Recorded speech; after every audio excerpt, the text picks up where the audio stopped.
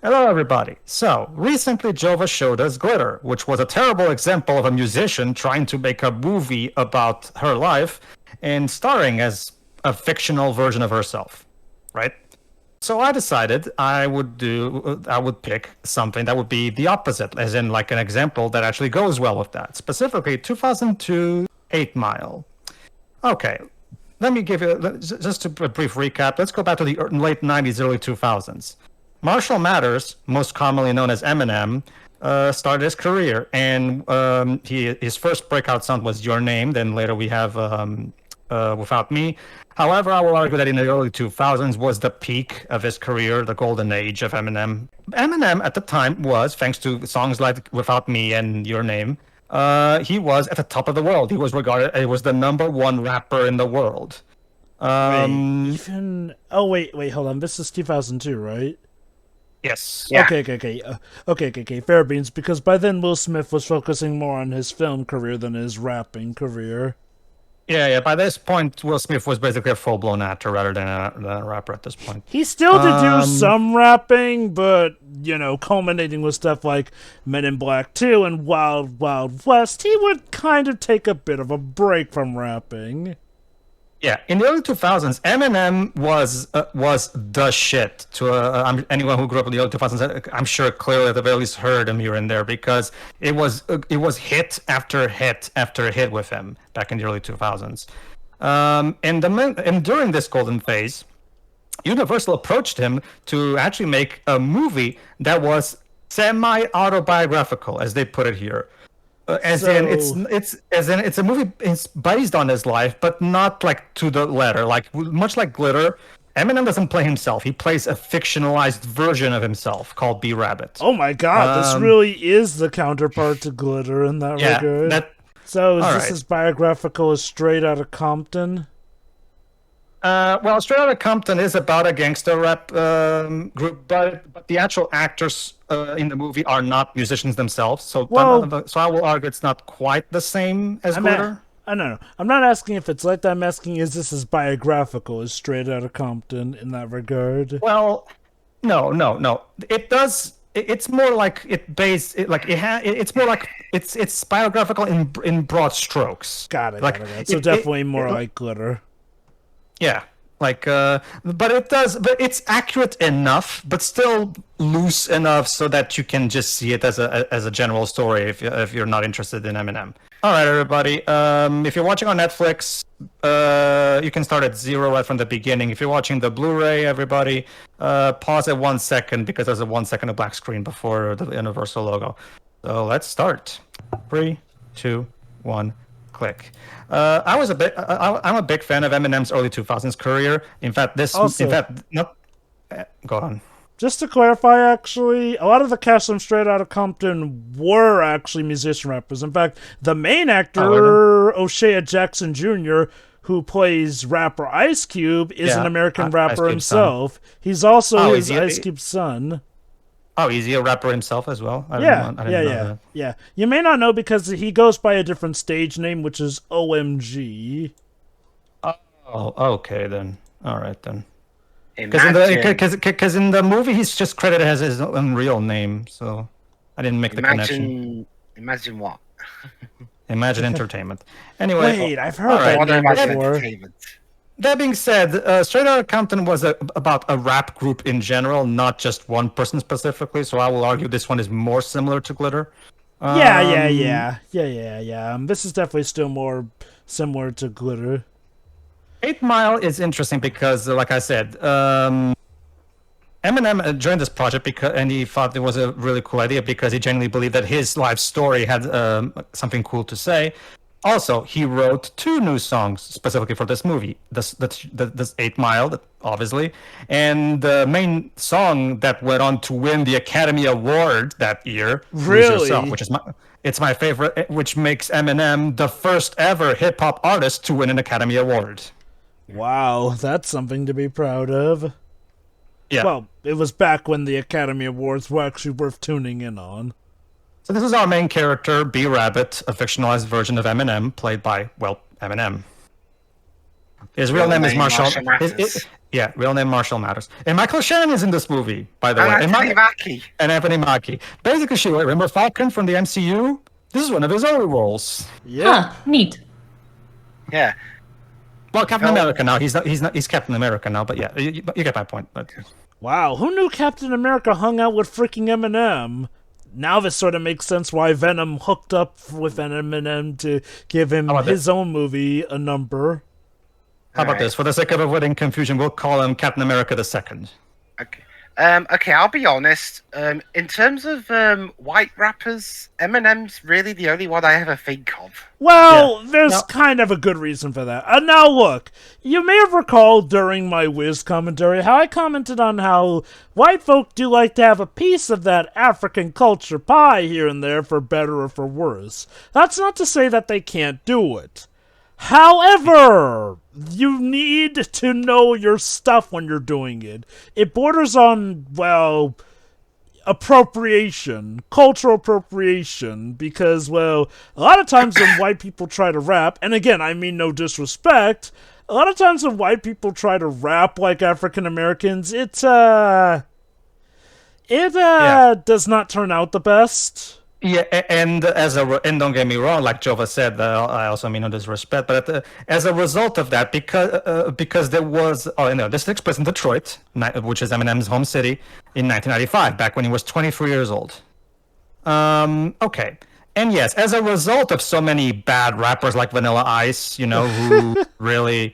As a result, at the time, fortunately that's not the case anymore, at the time there was also, as Eminem himself said in various interviews, there was kind of a prejudice against white rap. Every time a white rapper would try to genuinely just try to, be a part of the community and everything, he would be looked down upon because there was that stigma. Like Jova just said. And don't get me wrong. It was very difficult for Eminem to actually overcome that stigma. Go on. And don't get me wrong. Discrimination is still wrong either way. That being said, there is a reason that the stigma did exist. And like Pedro said, Vanilla Ice is probably the biggest symbol of that stigma in that regard. For those who don't recall, Vanilla Ice used to be a big hit. Until people woke up and realized... this guy really has only one notable song, and that song arguably showcases a lot of the problems with him.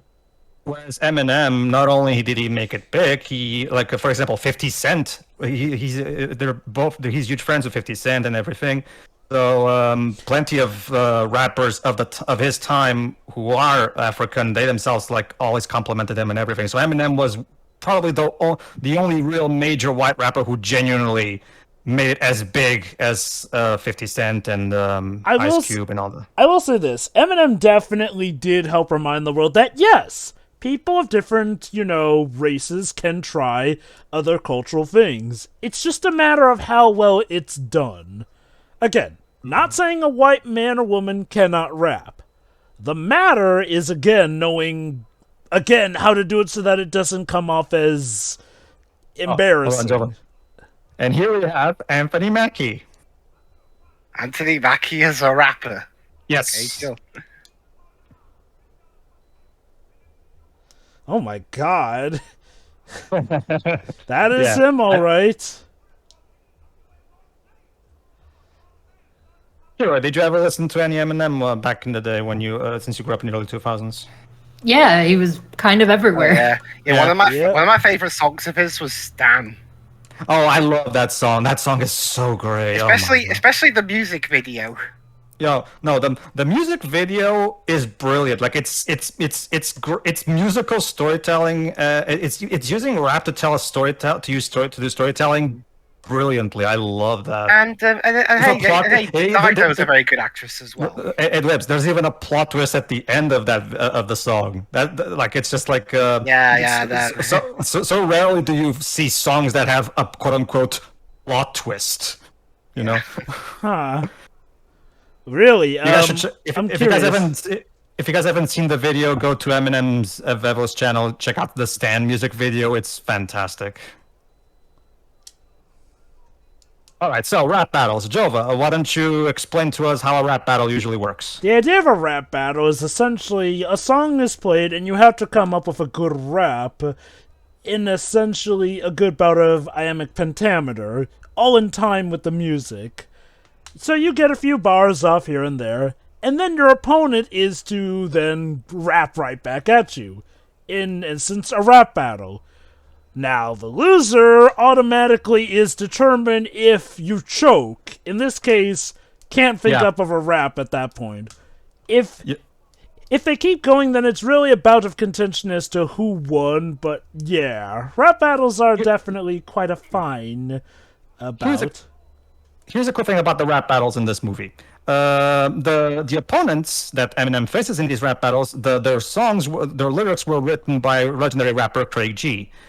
The lyrics that Eminem uses himself in his fictionalized character version are actually improvised by him while shooting the film, because Eminem was determined. Because the actors who are playing these rappers that B Rabbit is fighting against, they're actors first and not really rappers, right? But Eminem was determined to improvise his lyrics on the spot to make things as genuine as possible. Shoot, did he have to take multiple takes of this, or did he do each improv in one take? I'll have to go back and look. But yeah, obviously at the beginning of his career, Hold on. Eminem's also. I keep calling him Eminem Rabbit, struggling a little bit. You can just call him B Rabbit. That's the fictional B-Rabbit, name. That's the name of this fictionalized version. It's the same person, just with again, they're doing the glitter thing, basically, like I said. So is this okay? Yeah, so is this more or less how Eminem actually did get his start? Yes, back in Detroit, he did a lot of rap battles, and this was before he recorded his first ever demo and got his first and started his career. So, and again, that's what the movie is about, Jova. Him overcoming the early years where he was in Detroit and he was trying to, make a name for himself. But unfortunately, there was that stigma that was kind of a problem as well. Not to mention, his personal life wasn't the best back in these days. Let's just say, as you're about to see. Well, okay, I've had my own personal question. Which version of Detroit is shown to be tougher, this or RoboCop? I can tell that this is a more realistic depiction of how Detroit was in the 90s. I remember Eminem is of course a Detroit, it's his hometown. So obviously he also acted as creative consultant for the filmmakers. Talk about greatness from small beginnings. Yeah, that's literally Eminem's career in a nutshell, right there. Yeah. All right. Let's see. So yeah, right. That's that. Yeah, and according to Eminem, a lot of the lyrics he wrote back in these days were actually written during his Buzz travels. So he's just driving on the bus, but he saw bits and pieces. Waiting for the bus to arrive, might as well kill some time. And yes, back in these days, what music there is in this film was also done by Eminem. Mm-hmm. Yeah, I can tell. This song sounds familiar. Yeah, Eminem actually wrote original material for this film. Yeah, and back in these days, Eminem lived with his mom in a trailer. Oh. Mom? Mom, why are you banging General Zod? Oh my god, Michael Ironside? Michael Shannon, naturally. Michael Shannon. Still, though. Yeah, like something on the door. Basically, sure, Michael Shannon played the villain in Man of Steel. So. Right. Huh, so we have General Zod. Eminem's mom, B Rabbit's mom, is played by Kim Basinger. So we have General Zod and Captain America II in here. Yes. Cool, what's next, Storm?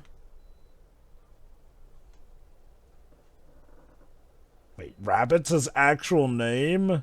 No, his actual name is Jimmy. I forgot the last name of the character, Jimmy something. B Rabbit is his nickname. Surprised his mom calls him Rabbit too. That's the thing, Jova. We're actually going to learn the origin of the Rabbit nickname later, so you'll see how that's about.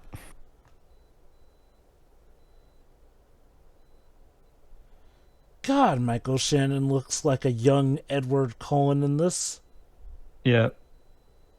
And yeah, this is also the first thing that's actually pretty accurate because Eminem, according to Eminem, he had a terrible relationship with his mom. Terrible.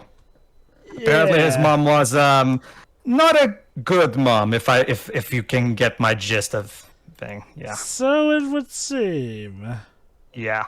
But to give you an idea, there was even a song that he made back in the 2000s called "Cleaning Out My Closet." I don't know if you guys heard that one.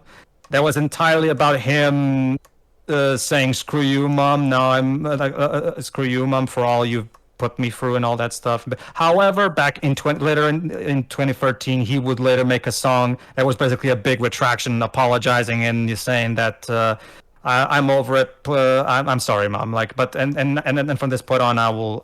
Apparently, they made up. Basically, that's the basic point. Oh, All right, so this is Lily, Rabbit's sister, who's loosely based on Eminem's first daughter, Ailey. Oh, wait. Basically,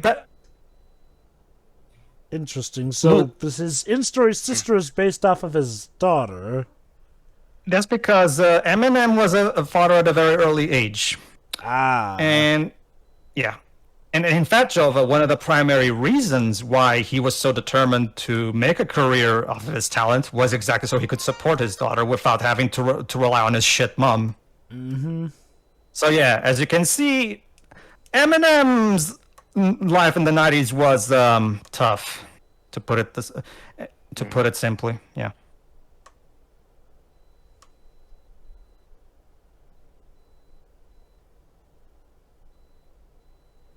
I guess this is what he used to say to his daughter.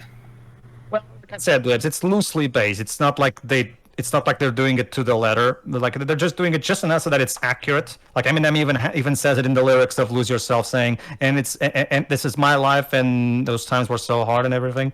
So Eminem flat out will tell you, yeah, this is very accurate, but at the same time, it's just loose enough so that the movie stands on its own.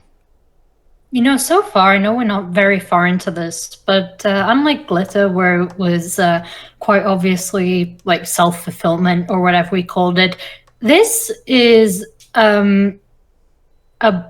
this is almost a biodrama, but it's like it's a very, like you said, it's loose with it in a few aspects, but it just feels like he's airing shit out still. Oh no, Eminem! This was a very passionate project. This was a very personal project for Eminem, Shiroi. Yeah, I get that just from watching it. Literally his life story. Mm-hmm. Oh, she got him an early birthday present. That makes everything fine, I'm sure.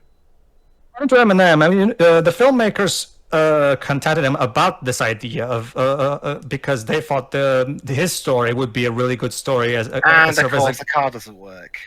Yeah, the filmmakers thought that his story would serve as a good inspiration for any young people who would be in a similar situation, and Eminem was really happy about the prospect of his shitty 90s life actually serving some kind of good purpose, so...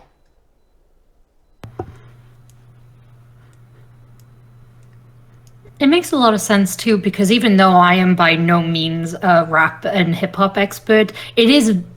like, from what little I do know, it's very heavily reliant and rooted in personal storytelling. Yeah. That's so, like, he's somebody who would be good at doing a project like this. The music industry surprisingly has a lot of deep stories for this stuff. Mm-hmm. Mm-hmm. Like, one of my favorite songs from Eminem, and I don't know if you guys have one, is "Like Toy Soldiers," which was about how basically at the time in the early 2000s there was a big feud between rappers, and Eminem made a song that was basically a giant appeal to guys, stop it, like, and as he puts it in the lyrics, eventually we all fall apart like toy soldiers. So there's even a lyric in that song saying, "This is not what I got into hip hop for." Was he referring to stuff like the feud between Biggie Smalls and Puff Daddy? Something along those. I forgot the two specific rappers. I'll have to look back again, but keep going. I'll check it out. All right. So the film was directed by the late Curtis Hanson, who previously helmed some films such as L.A. Confidential. Oh, yeah. Hey, Wonder 8 Boys, among Mile. others. Hey, the bus says 8 Mile. That's the name of the movie. Yeah, 8 Mile is apparently an actual place in Detroit. And it was written by Scott Silver, who would go on to co-write Joker. Huh. Yep. I'm seeing some similarities. All right. So, okay. Fun fact: that little piece of paper that you just saw, that real life story, that was the piece of paper that Eminem used to write the lyrics for "Lose Yourself," the big theme song of this movie, and it was later sold on eBay for millions of dollars. I bet. Imagine a piece of paper going for millions of dollars. So it wasn't an NFT. Fortunately, It was way back then too that shit early didn't for that to be a thing, Dibs. I mean, that single piece of paper has far more quality on it than an NFT will ever have. Pretty much.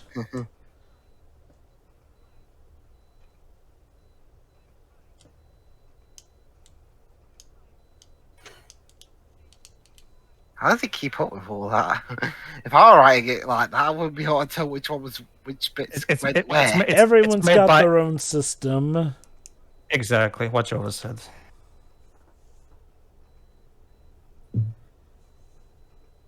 Yeah. A lot of places in this, at least this version of Detroit, are named after numbers. Here we go. Jova. It was an appeal to the piece specifically with 50 Cent's feuds with Jadakiss and Fat Joe in the game, Ah, that feud. basically. Yeah. So, because Eminem, as he himself puts in that song, this is not what I got into hip hop for. So it was an appeal for them to just, guys, just please stop this. You're giving hip hop a bad name by doing this. And like he said, eventually somebody will get hurt because of this. So.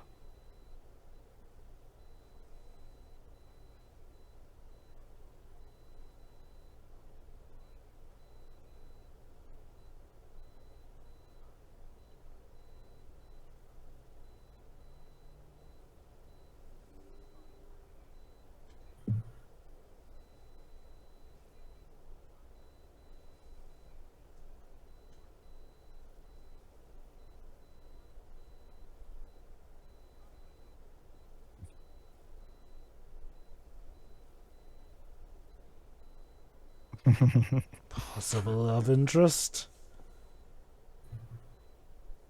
That wasn't you. That was it. That came out all wrong.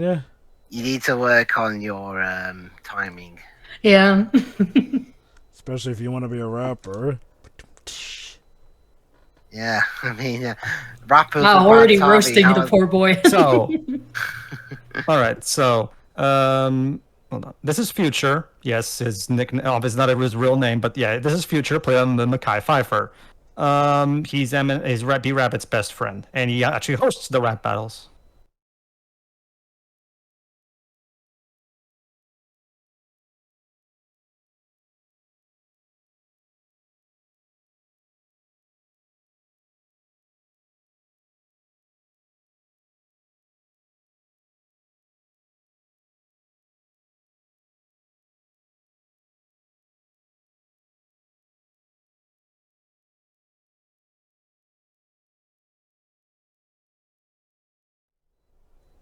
Yeah. Hey, if your rapping career doesn't work, you can make colorful remakes of old songs.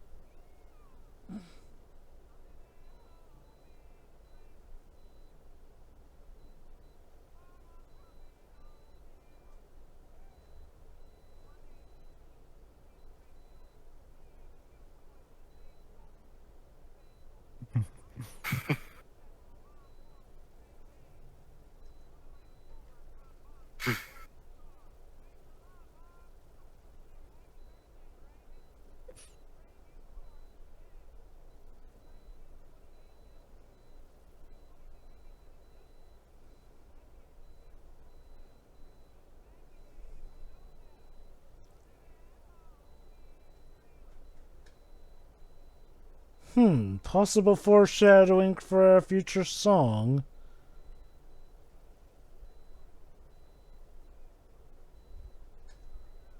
Did you not see my battle last time? I didn't even get a word out. Well, he didn't even try. That being said, Future is very optimistic, as he just said. Once they hear you, it won't matter what color you are. So Future has a lot of confidence in B-Rabbit's abilities. Especially since he said this is the guy that runs the whole show in the first place. Mm-hmm.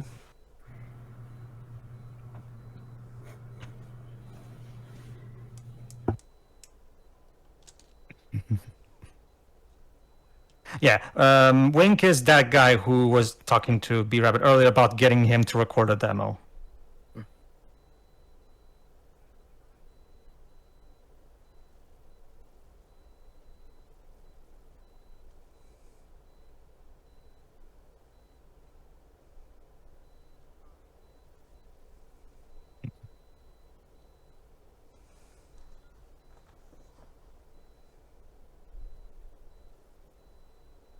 So I take it Michael Shannon's just played the typical douchey mum's new boyfriend. Yep.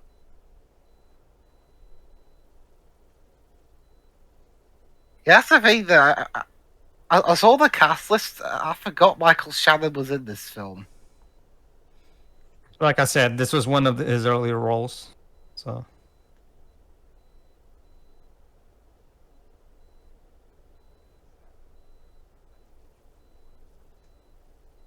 I'm not confident that's how it works, but whatever.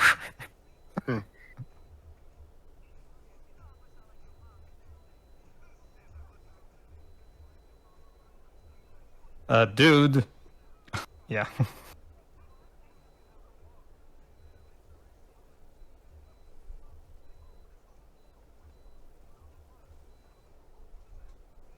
Like, do you even have a car, dude? They're Yeah, at least he's carpooling. got one. You don't shit talk your designated driver.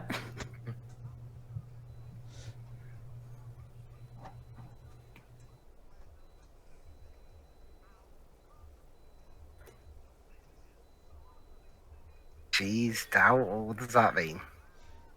As in, like, they make it and so they can get out of here and make it big. Okay. Because the. Oh. Jesus.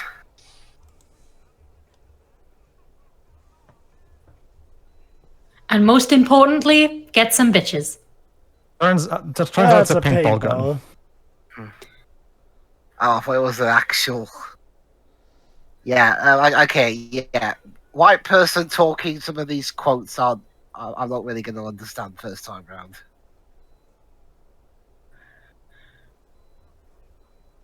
I still feel like you're playing a dangerous game. Yeah. Yes. What if you hit somebody? And who's Yeah, driving? Paintball guns hurt.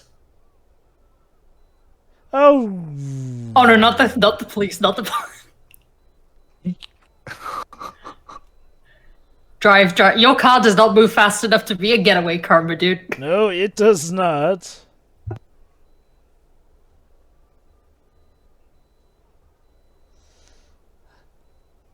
Oh god.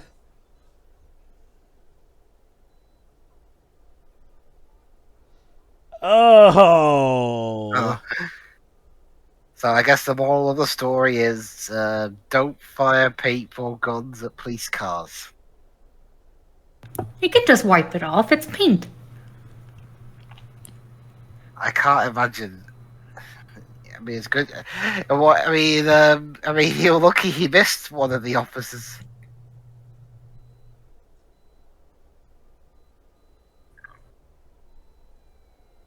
Yeah, stop talking.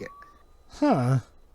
Okay, so apparently the police in Detroit in this universe Are stupid. are stupid. Well, okay. This is okay. why they had to replace them all with robots. Okay. Yeah. That or they got a police dispatch for something else. Yeah, that could also be it. Oh, look, guys, it's the abandoned building from Become Human, maybe? It looks like it. I mean, Detroit actually went bankrupt at some point. the city itself. Uh-huh.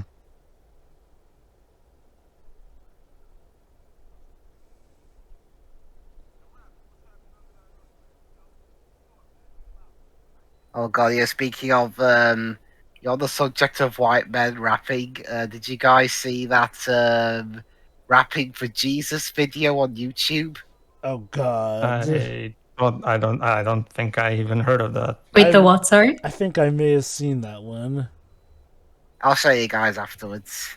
The what video? Rapping for Jesus.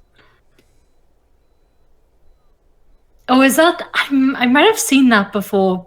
Very white religious man rapping about God, right? Yeah. Yeah, And then calls him his word I'm not going to say. yeah, Is it- yeah. Oh Yeah, my I know God! exactly Yeah, what I've video seen you're that talking one. about. Oh God, Yeah. that one was. Oh, that is one Special. that really toggles at the mind. You see people reacting. Okay, so Anthony Mackie's group is the kind of the villain group of the movie. They're called Free World.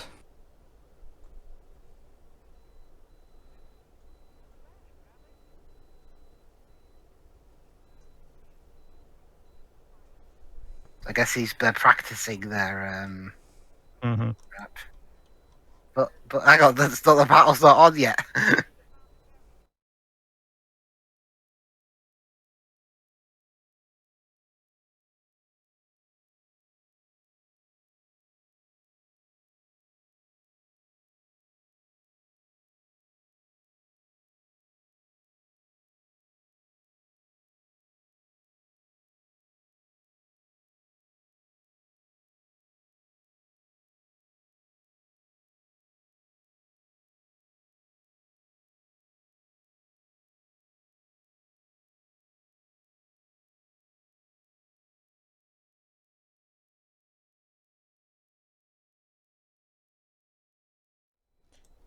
Don't wig out this time.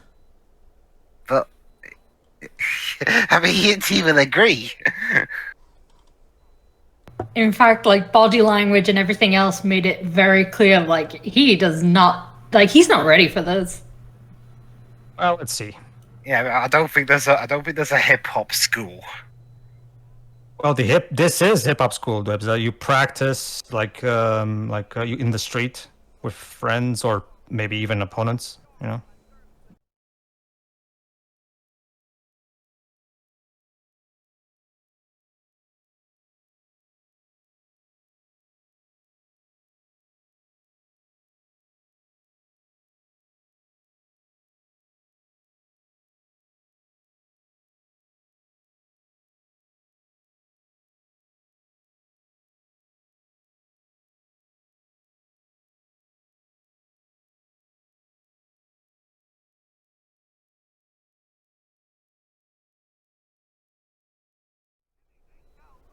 So I take it there's different kinds of rapping Yes.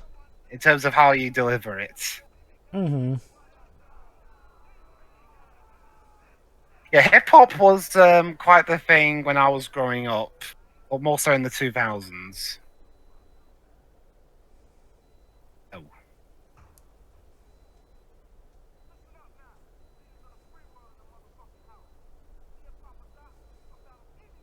Yeah, and that's Anthony Mackie's character, Papa Doc, the leader of Free World. Hmm.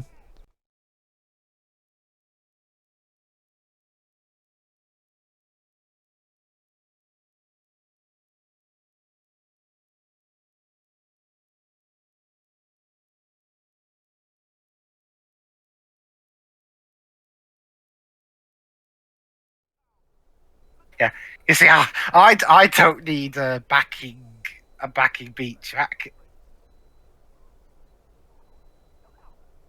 All right, let me quickly get this here.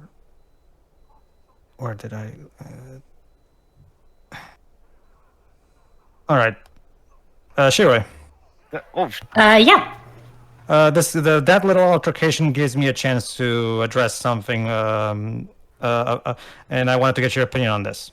Oh, okay. Okay, so some of Eminem's early songs, not so much the later ones, because he stopped doing this later. Some of the early songs were accused of being homophobic for including the F and Q words, like the one they just used there. Eminem, when he was asked about this, he specifically said that back when he was growing up in this time, the F word was used as just a general insult in general, and not specifically towards gay people, and that's why he was used to using them in his early songs. So, but he did clarify that he didn't that offending anybody was never the intention, and he did stop using the word like that in his later songs. So, what are your sense on that? Kind of a mixed bag because, yeah, like when you grow up, sometimes you hear like kids around you say things like just say words that they hear. They don't necessarily know what they mean, and they just kind of throw them out, you know.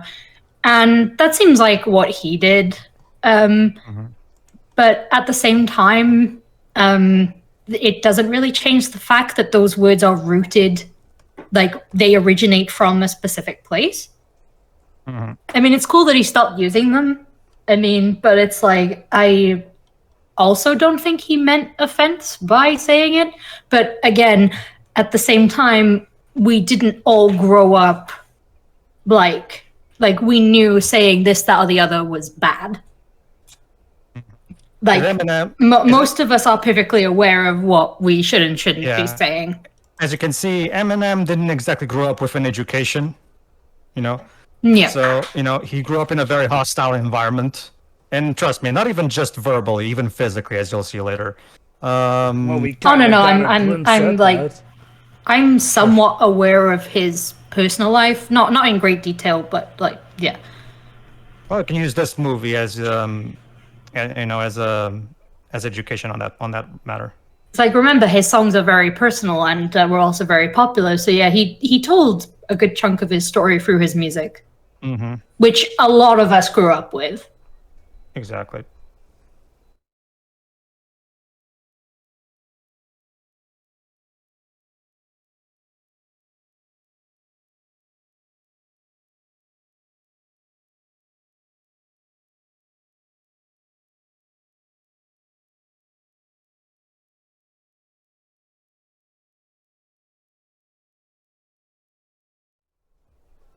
All right, Janine is his former girlfriend. He's played by Taryn Manning. Which are going to be in Orange is the New Black.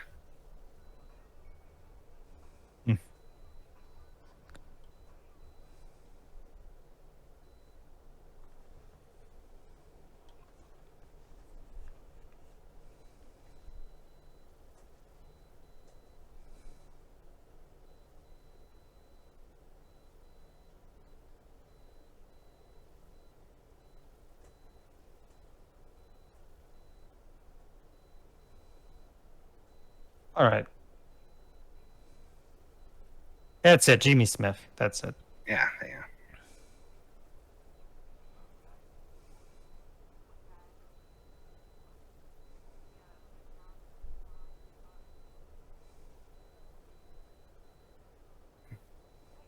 Oh yeah, you know, in that song, "Lose Yourself." You know, and one of the most famous parts of that is where he says "Mom's Spaghetti." He actually opened a restaurant with that name last year. Yep. That's the thing, Dwibs. Wait, really? Yeah. That's the thing, Dwibs. "Lose Yourself" is one of his personal favorite songs that he's made up for obvious reasons. And here's the interesting thing about that. I talked about how "Lose Yourself" won the Best Original Song Academy Award in that year. Here's the cool thing. The co-writer of the movie had to receive the award in Eminem's stand because Eminem didn't go to the awards, not because of the reasons you might think. He didn't go to the Academy Awards of that year because he was convinced that he was never going to win, so he didn't feel the need to go. Obviously, he was mistaken. So, as a kind of correction of sorts, he performed "Lose Yourself" at the 2020 Academy Awards. Basically. 18 years later. 18 years later, yes. Better late than never, right? Well, look at the bright side, Joe. At least for just 4 minutes, the Academy Awards were cool again. just for 4 minutes.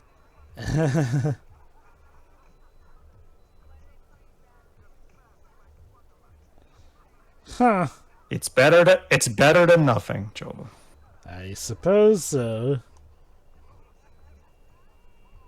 So yeah, this girl here, she's loosely based in Kimberly Ann Scott, Eminem's first wife. Loosely, of course, because unlike the real version of the story, he doesn't get her pregnant in this movie.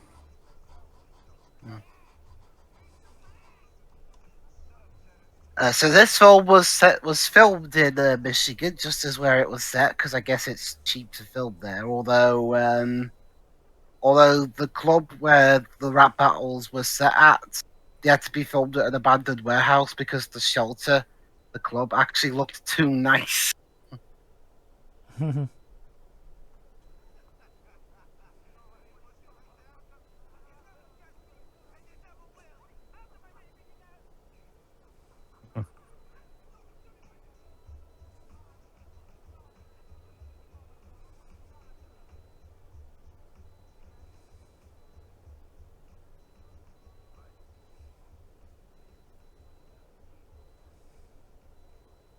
Eminem apparently found acting in a lead role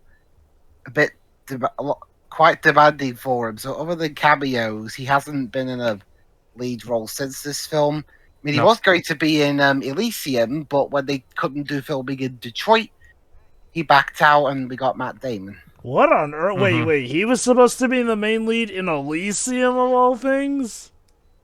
Yeah. Apparently, yeah. Okay, so going from autobiographical picture to sci-fi epic made by Neil Blomkamp. I'm struggling to see the connection. So yeah, Future has made it very clear that it doesn't like Wink. Oh.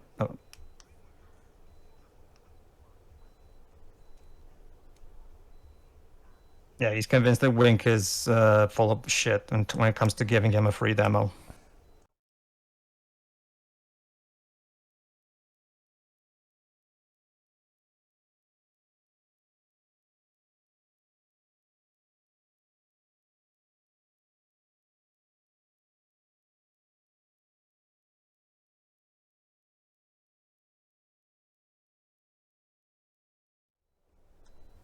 Whoa, this got really dark. Jesus. Well, Debs, I don't really know much about Detroit based on what I've seen and heard of from media and other random stuff. But apparently, it's not exactly the most friendly city in the in the good old US of A. I mean, it went bankrupt, so yeah, I can't imagine it being.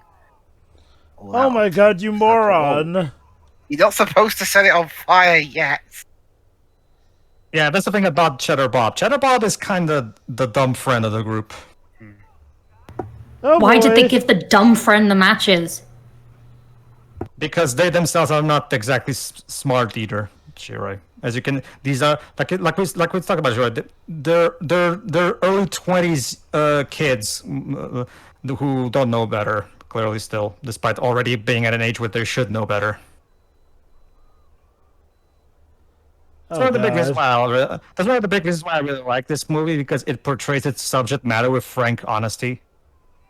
Yeah, I see now. They were burning down an abandoned house where the girl got raped. So Yeah. That way, nobody can use it for that purpose ever again. So, kudos for the good intentions, but I feel like we maybe could have done this in a cleaner way, maybe. Well. Also, partying at the scene of the crime might not be like a great idea. Yeah, we should. Like I said, Shiroi. Sorry, go on. Yeah, we should probably get going. Yes, Peter? Like I said, Shiroi. Like I said, Shiroi, despite being in their early 20s, clearly they still don't know better like they should.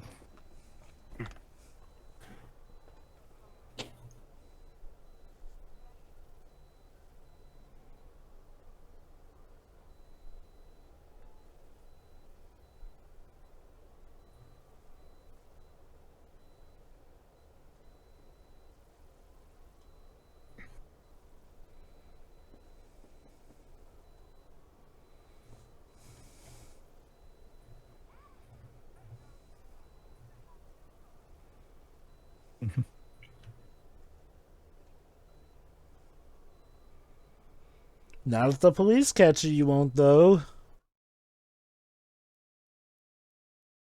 Yeah, I mean, dancing around at the scene of the crime. That's I literally hear sirens in the background. Like they've been like coming closer like for a while now. yeah. Mm-hmm. Dude, Just move. Oh, all right. Oh, now he's moved. Oh, Woody Woodpecker. Interesting cameo.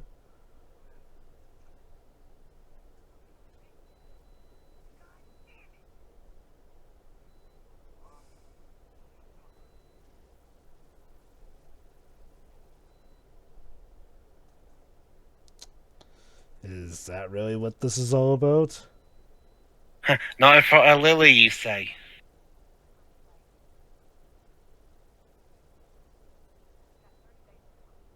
We?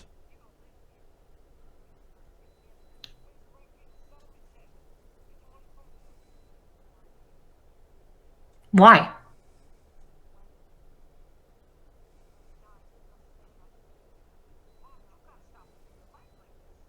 yeah. Yeah, your son has a job. Why can't you get one? Oh, I mean, pretty soon he won't have a job if he's late for work again. So yeah, that's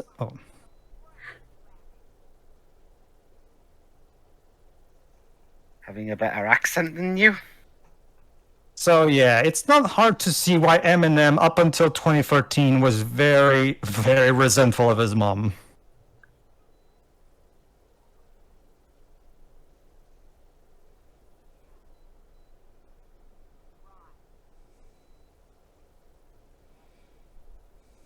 Right when he first got his first gig, and he got this first chance to leave Detroit and start his career, he immediately took Ailey and left his mom, and they didn't talk for years after that because Eminem was still mad about this whole thing.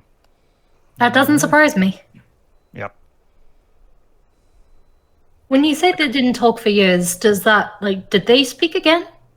They eventually. But remember, I don't know if you've ever heard. Have you ever heard "Cleaning Out My Closet" by Eminem, Shiroi? Yes. Well, then you should probably know what he thought of her back then. Then Oh no, I'm very much aware, but I mean when they actually made contact again. eventually they patched things up. Yes, and he even made the 2013 song "Headlights" as kind of an apology for cleaning out my closet, basically. I feel like an apology wasn't really necessary, but if that's what he wanted, then fair. I get the feeling he just wanted to stop the beefs and wars and just move on. Yeah. I think a better way to describe it would have been more so a peace offering as opposed to an apology for cleaning out my closet. Oh yeah, and Janine, yeah.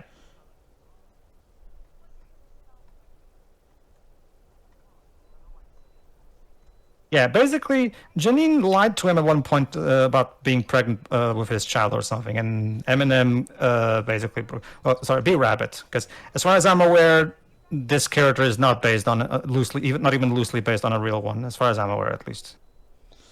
So yeah, lady, you probably should not be too surprised that he broke up with you. And look at that, everybody's calling B Rabbit a loser because of that other night when he choked.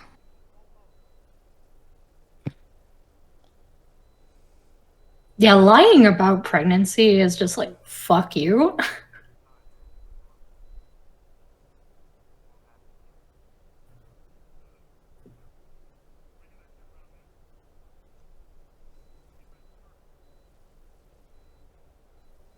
Why is it that the 24-year-old is the only one bringing money home?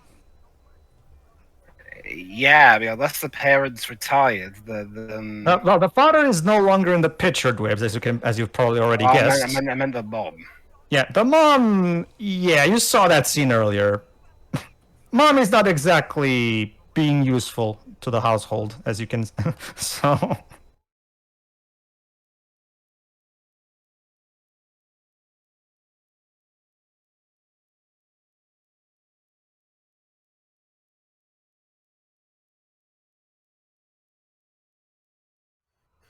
I don't think. Yeah, Mr. Rabbit. I don't think that's gonna. Oh boy. Oh God. Oh, well, Twist is gonna be one of them gets run over by a car on the way there.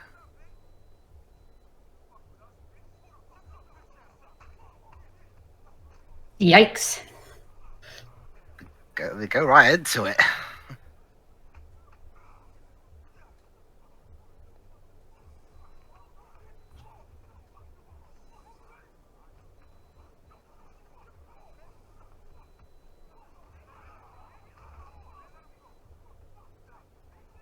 And now Chatterbob does the stupidest thing he ever does in this movie. Bob. Dude, no.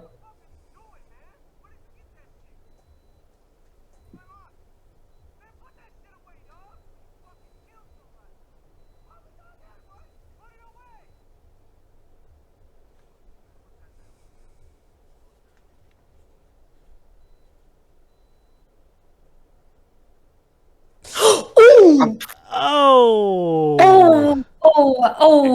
If he Oh. makes don't worry, he shot his thigh, not the crotch. Okay, I was gonna say. God, imagine shooting yourself in the crotch. That has got to be one of the most embarrassing ways to die. I mean, that still is very embarrassing.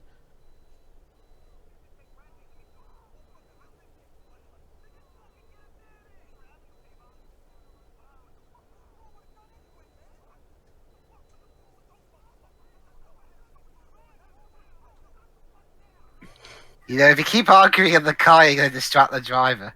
Yep.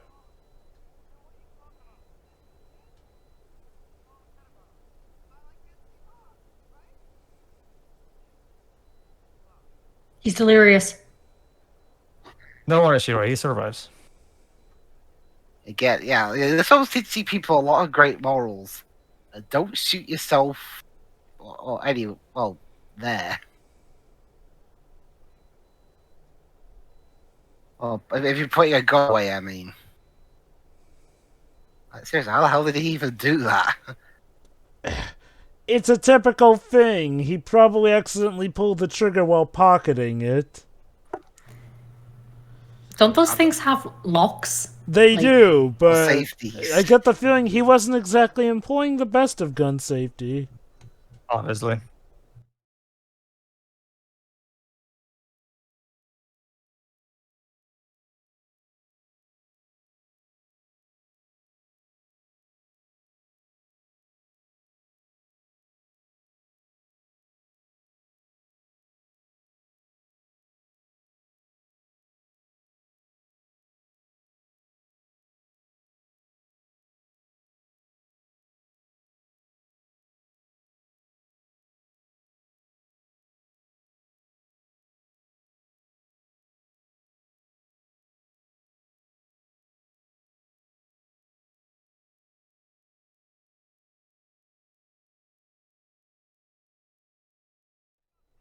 I agree. This is not the time.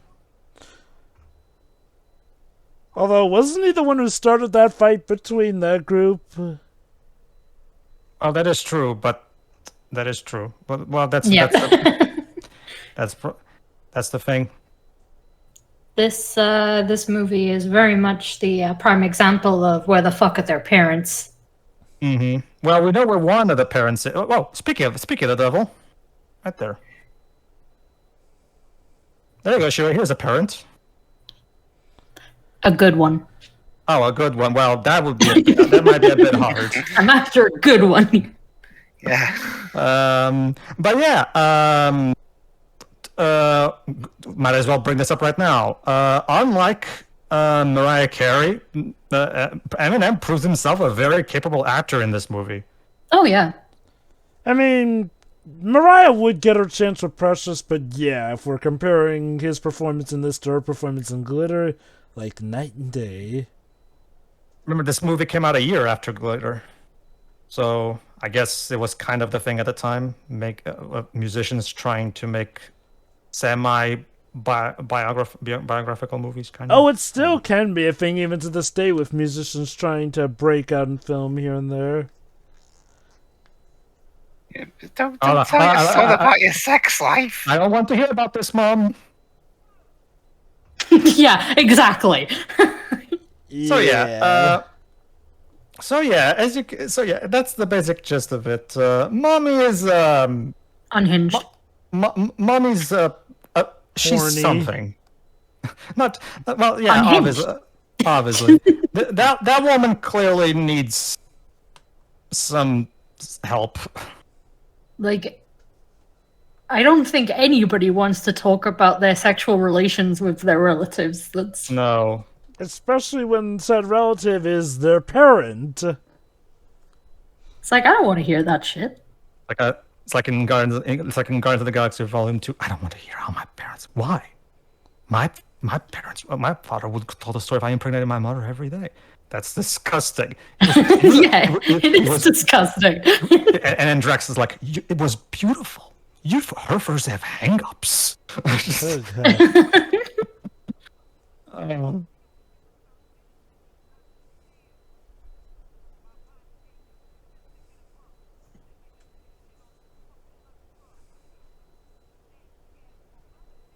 Oh yeah, I think there's a cameo from a rapper in this scene.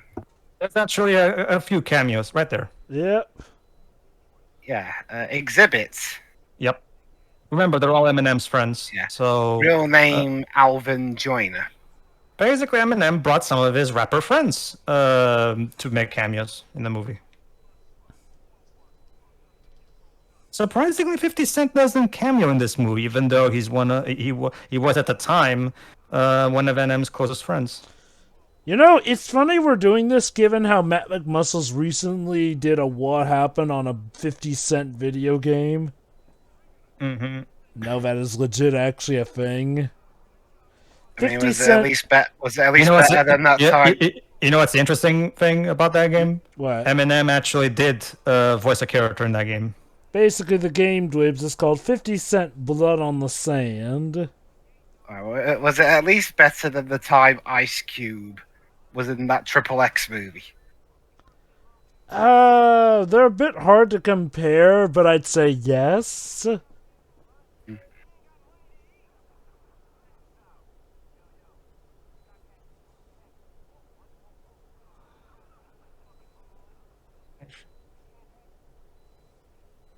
Okay, here we go, Shiroi.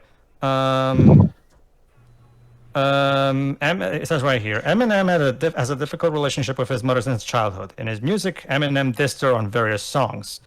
Like Cleaning Out My Closet, Role Model, Without Me, My Mom, Yeah, Kill didn't You. you mention this already? Well, yeah, but I'm actually reading from He actual didn't like source. he mentioned it briefly, but he didn't like go into detail about it. Yeah. And Headlights, according to him, is an apology to his mother for the years of insults and his quote-unquote plea for a united family. Also, like, I'm not sure like the time span between his early work and this, but like in this, he clearly knows what those fucking words mean, like the context for them. Sure, like I said, Go on. No, you finish. You're talking about the slurs that Yeah. we're discussing? Okay. Well, like I said, Shiroi, he himself has already explained himself on that regard. So. Oh no, I know. I'm just thinking in the context of this movie. Sure. I'll admit, this is sort of why I do appreciate Will Smith as the clean rapper. Because, you know, clean rap avoided all those potential problems. Mm-hmm. And it's especially iffy when you've got somebody who is very much straight saying this shit. You know, I don't think what you're doing is particularly safe. Yeah, like, I don't know where you're... Oh, in the workplace? Really, my dude? Even though your boss... Is this his workplace? I think Yes. so, Pretty yeah. sure it They is. just came back from the lunch break. Yes, it is. Your boss explicitly told you not to. Also, like, Aren't there like risk assessments and shit? Because like I this know, is right? Yeah, two things, Dwebs. One, like we've started before, he's a very reckless young person. Second, hormones. it's like a lot of workplaces require you to sign in for a reason. So it's like if shit happens to you, they know where you are. This is like heavy machinery. You're literally fucking around. I know, right? The joke was there. Sure would be a shame if something bad were to happen. Yeah, like So your was it- boss watching you. That's what this movie should have been called. Fucking around 8 Mile.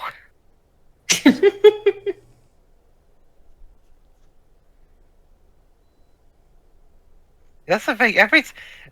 Lately, I've been seeing a lot of films. They just happen to have sex scenes in them, even when I'm not expecting them. It happens. Yeah, especially when I'm not expecting them. Not that I have an issue with it, provided it's all in good taste. It's like with Black Mirror, there's a sex scene in almost every episode. Oh, there's a sex scene with a pig. It's all part of conveying the, like I said, the boneheadedness of what was like most likely to be a young man growing up in young people in general working living in Detroit at this point in time.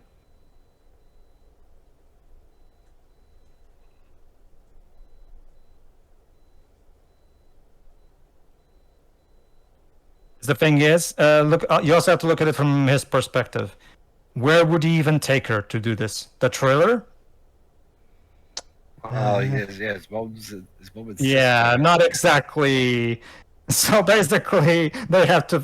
So basically, they can't afford a love hotel, obviously. So At work, we Yeah. do it then. Please don't do this at home.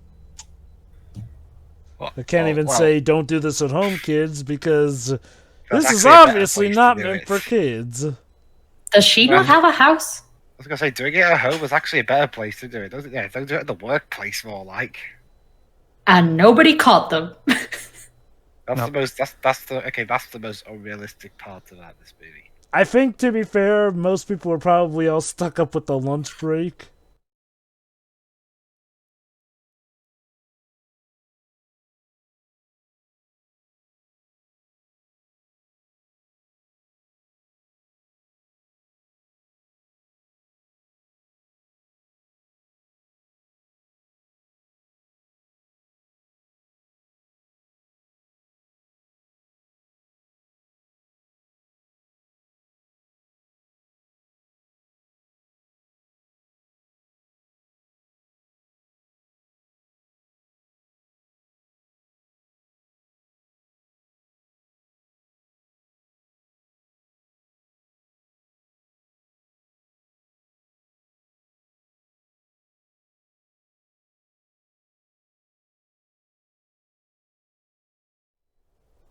I mean, you didn't have a choice, like, to move back in with your mother. It was either that or you're homeless.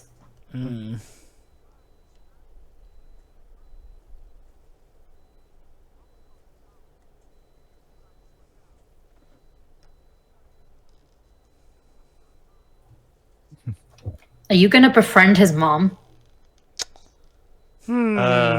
Sure. Let's put it that way. All right. All right. He just noticed that Bob was looking out the window, so he's gonna check on him. All right. Sure. Okay. Might as well ask you another question about that topic. Why not? All right. So when it comes to the movie itself, like this particular movie, like, would you say that it's okay for the movie to still include it here for the sake of accuracy and trying to portray the time and the place with as much accuracy and honesty as possible, or would you say that even that would not be a good thing? That depends on who you ask. But for me, it's like You specifically, obviously. okay. For me, it's like it is accurate, like to the environment he grew up in. Doesn't mean I have to be happy about it. Sure. I mean, it all depends on context. Like, for example, there's a rule around here, according to our TV regulator, Ofcom, where if you say stuff like that and it's not given any proper context, or if it's like in a live talk show, the presenter doesn't challenge him, you could be in breach of regulations. Yeah, you can't just say something. There needs to be rhyme and reason to why you're saying it. Mm-hmm. Yeah. Which is the case here, but again, like I said, don't have to be happy about it. All right, here, listen here, because you asked about it earlier, Jova. Here you go.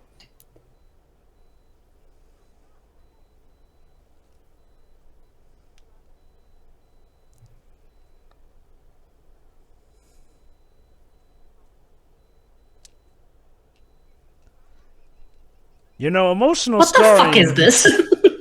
That sounds like emotional scarring. Also, what are you doing here?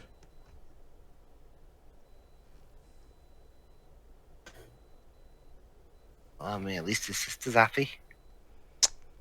Yeah. I'm surprised he still runs with that nickname, given its origins, though maybe he wanted to make something cool out of it.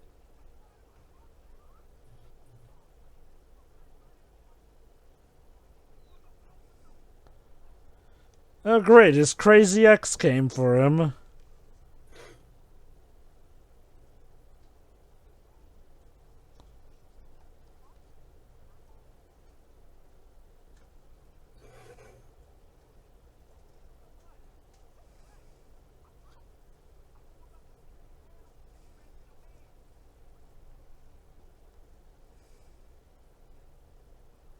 As far as I'm aware, Wink is not actually based on anybody in particular. It's an original character. Mm-hmm. Yeah, I thought, yeah. This guy just gets a lot of stuff just thrown at him without his knowledge. Mm-hmm. Wonder Eminem's real life was so messed up. He was apparently getting thrown into these things without his knowledge.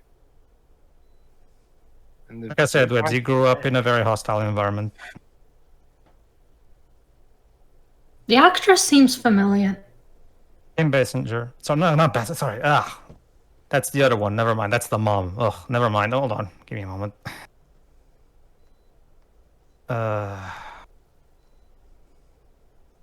Brittany Murphy. Where have I heard The name that doesn't name ring a bell. before? I feel like I've heard that name somewhere. She was in King of the Hill for most of King of the Hill, in fact. I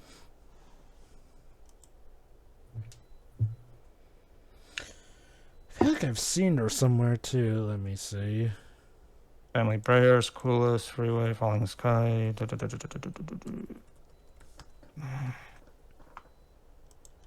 She was in Uptown Girls, Sin City. You might have seen her there. Happy Feet. Happy and she was Feet. also, Definitely remember that. and So quite a bit of voice work. Mm-hmm. She was also she also has a television career. She was in Kids Incorporated, Parker Lewis Can't Lose, Party of Five. Oh, there you go. Oh, right. She was in Futurama. Unfortunately, that was the that was the last time she did. She died in 2009. Mm-hmm. Yeah.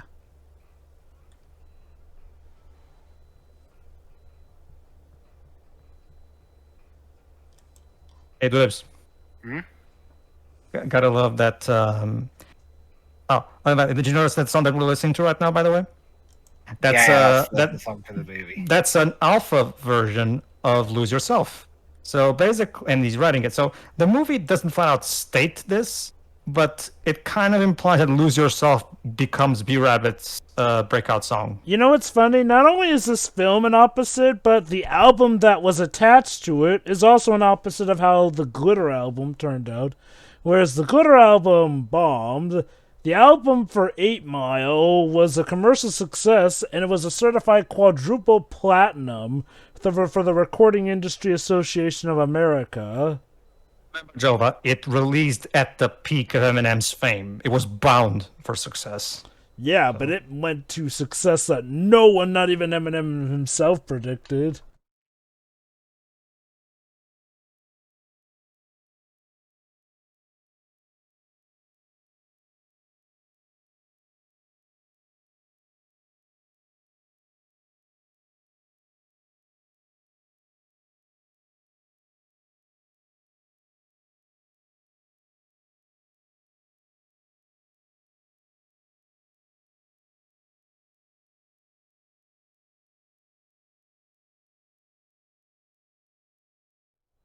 So yeah, he just know that. No, she's. Wait. Come to think of it, wasn't Michael Shannon also in Kangaroo Jack, now that I think about it? I think so.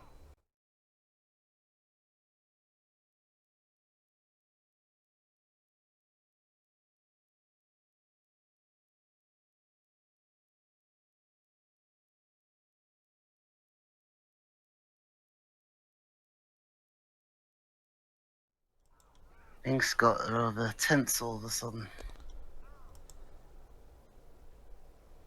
Well, Michael Shannon was character was talking shit, and Yeah. B Rabbit got angry. Eminem don't want that.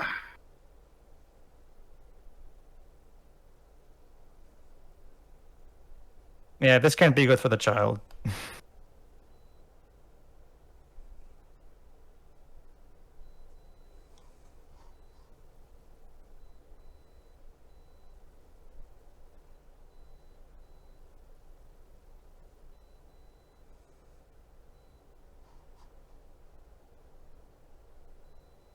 I'll have to admit, yeah, him beating the shit out of the arsehole was pretty cool. Yeah. Could follow that. Another thing that I really like about this movie, you guys already know that I love down to earth storytelling where you can just watch someone's life as long as that life is interesting. And yeah, for as much of a movie that was based on a very popular celebrity at the time, the movie itself, like when you break it down, the movie is still very artistic and feels very indie in its nature because there's not really much of a story. You're just watching B Rabbit's life in the 90s, or Eminem's life if you prefer. Yeah, and even if you remove like all the, the plot and everything, like as a film, like it's good. It's made well. It's one of those cases where Eminem's life on its own is interesting. You don't need to add some kind of big plot to it. You can just watch and have a basic knowledge of what happened. It's also going to be, as you said earlier, incredibly relatable to a lot of people. Mm-hmm.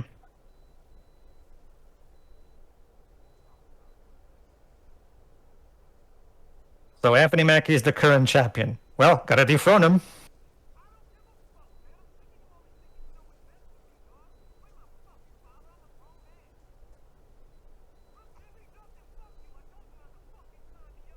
It's true. He has a good point. He did without his knowledge. With this way, tell him.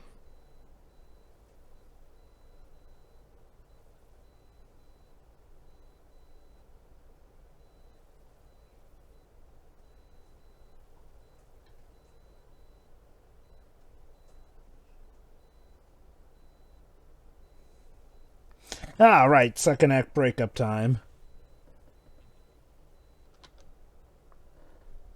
Said I kind of I understand where B Rabbit's coming from because yeah, Future has been kind of like we saw throughout the movie, kind of forcing him into this stuff. I wonder if he's trying to live his life through him.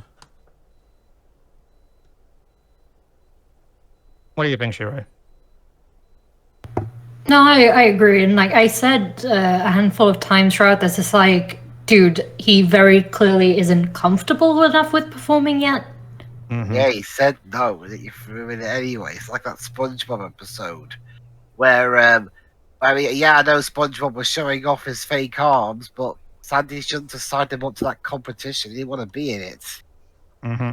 All right, so like Jova was saying, the quadruple platinum album that was the soundtrack for this movie, and basically, it's regarded as one of, if you ask me, it's one of the greatest hip hop albums on its own, just because of the incredible list of talent that's on matter. Eminem himself, 50 Cent, let me see, perform. I don't know for some reason they have the writers of the songs on the perform. Oh, here you go. Obi Trice and 50 Cent, Jay-Z, Exhibit, Macy Gray, Boom Cat, Young Z, Gangstar, basically all the big rappers, D12 of the early 2000s, basically. Like so, yeah, Eminem brought all his friends to cameo and make songs for the soundtrack. Mm-hmm. Mom, what happened now?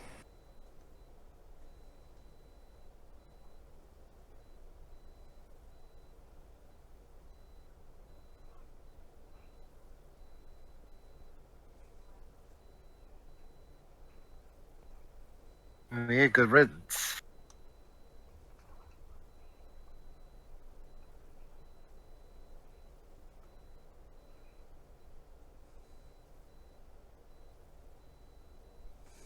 But yeah, the mum's not taking it very well.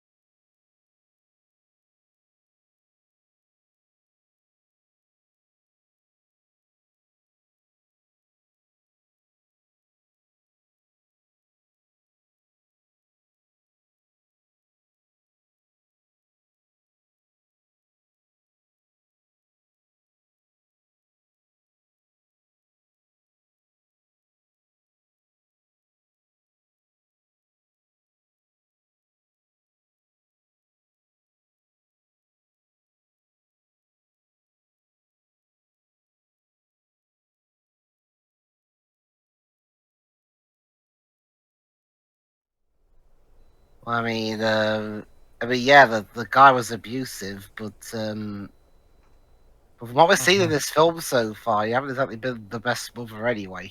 Nope. Well, that's like we've said. There's a reason why Eminem has made so many songs dissing her. Also, like, lady, he's probably the only reason that A, you've been allowed to pay any rent for a little while, and B, that Lily hasn't been taken away from you. Yeah. Yep.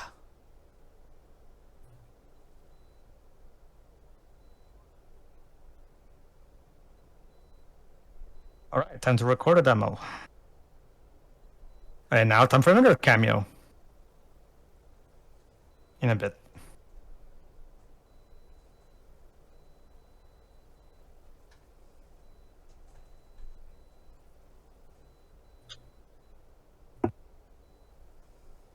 Big O.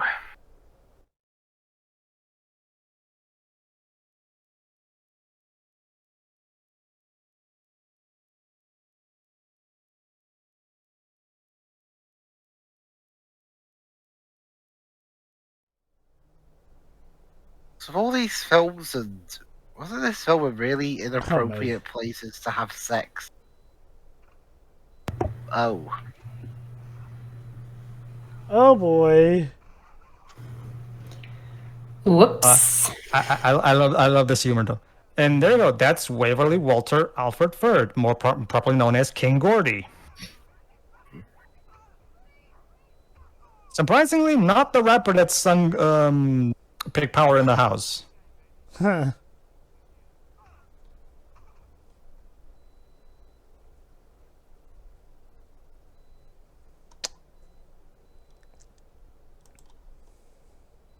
I love Eminem's stare. Like he's like his eyes are like Staring the guy. daggers at her. The guy the guy is good. Like he could have like he didn't follow a career on acting, but he could have if he wanted. That's very much a if this look could kill kind of face. Yeah. Oh, he's actually like, despite like he hasn't spoken much, like he's spoken quite a bit, but still like he's been really good, I think. Mm-hmm. So, yeah, And again, I think, it probably helps like him portraying this because again, this is all coming from somewhere quite personal. So yeah, I don't think that relationship is on anymore. Yeah. Nah.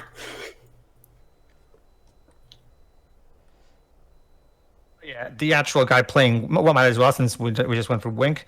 Wink is played by Eugene Bird, Hmm. who is now known as more well known for his portrayal of Dr. Clark Addison from the Fox series Bones, which I'm a fan of. So cool.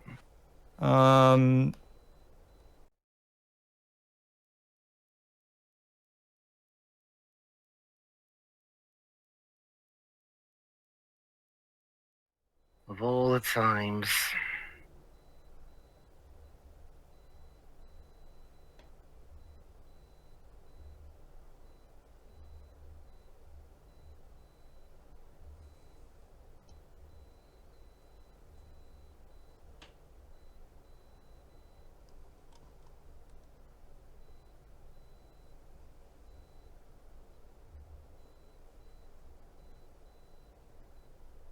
Ah, wink.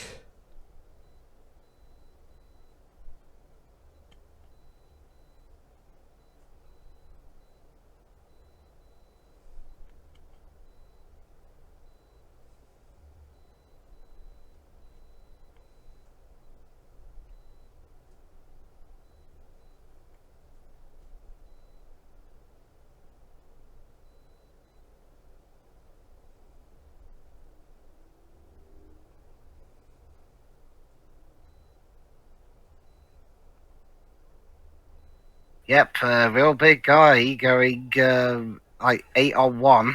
Yeah, how very brave of you, Papa Doc. But that must have been fun behind the scenes, by the way. Like Anthony Mackie aside, because Anthony Mackie is not a rapper, if I remember correctly. Hey, proof, exhibit. Obi Trice, want to come in and portray a gang who's beating me up in this movie? Sure, why not? I get the feeling that Could be Wink. fun, you know. Just I get the feeling that Wink sold him out as revenge for him beating him up for, well, you know, doing And you the would be nasty correct. with his girlfriend. And you would be correct, Jova. That being said, fortunately, Wink still has some semblance of morality, at least. So, at the very least, that.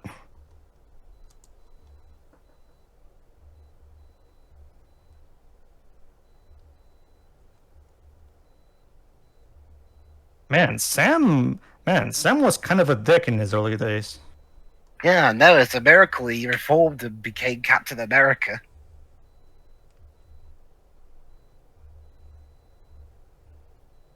I mean, damn, that is one upswing in your life, going from callous street thug to an Avenger.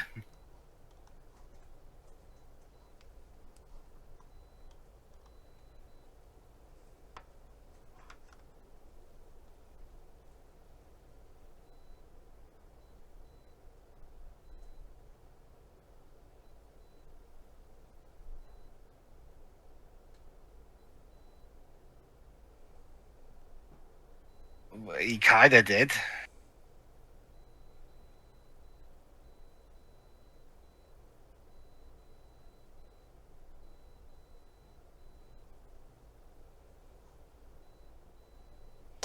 That's quite a change from how things were this morning. Assuming it was that morning. She's in a much better mood now, Jova, and she's about to explain why. Let me guess, she actually won at bingo. Well, you're on a roll today, Jova. I thought you were going to say she actually got a job. Well, Shiroi, I think you're asking for a miracle on that. Well, excuse me for trying to have faith in people.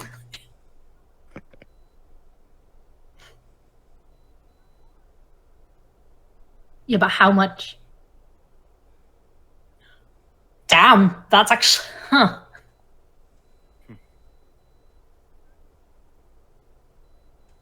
She's gonna blow it all, isn't she? That's the thing, Shiroi. Starting from this point on, this is kind of the end of the mom subplot. Oh, really? He's still gonna get out of there, I'm guessing? Because... Well, Shiroi, that's the thing. The movie kind of let me put it this way: by the time the movie ends, you'll probably want to. Oh, it would be nice to see what happens next. And as I always say to people, like recently I showed Deji this movie, and he was, I really wish we could have seen what happens to him next. Well, if you know Eminem's life, you know what happens next. He makes it big. He becomes a big rapper. He kind of does a lot of songs dissing his mom. So. Are they making, like, I never, like, we couldn't really see it before. Are they making car parts? I think Safety so. first. Yeah.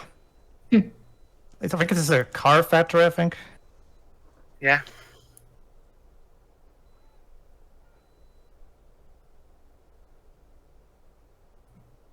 Can't hear you over all this noise.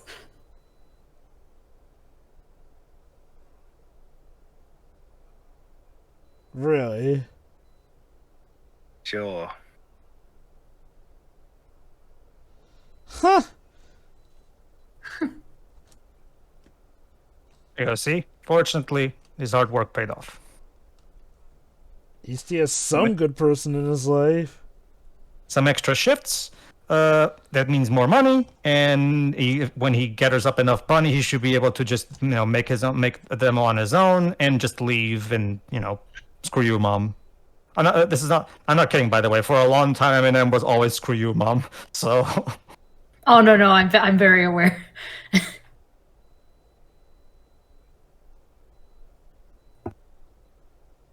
Yeah, I think they are working on car parts here.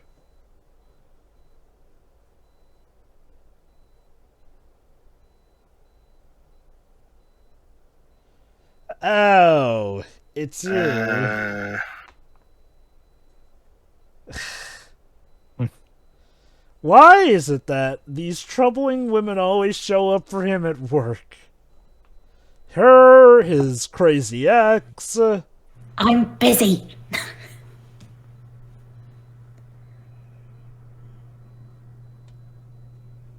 Wow, not even a sorry, damn. Yeah, I'm just gonna run away. I mean, you already gave that other guy a ride earlier.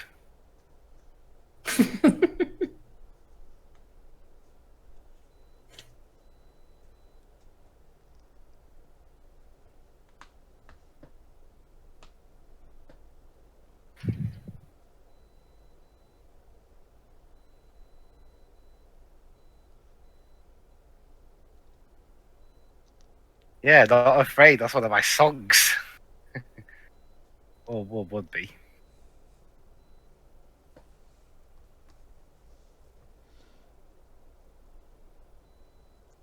Okay, so you cheat on me and now you're running off to New York. Okay, bye then.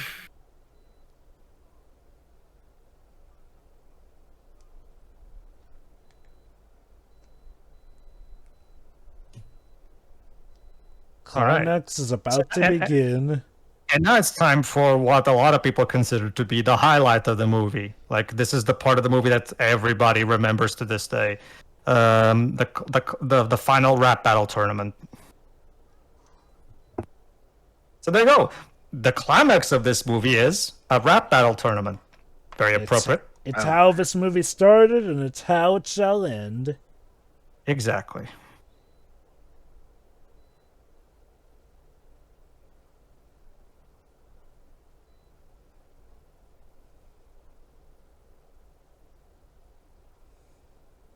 Ah, so you're gonna embarrass him. Mm-hmm. I mean, to be fair, I mean,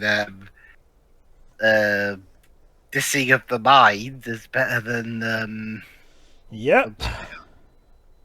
You can think of rap battles as very intense poetry contests. Of course, rapping is not entirely the same as rhyming. Oh, obviously.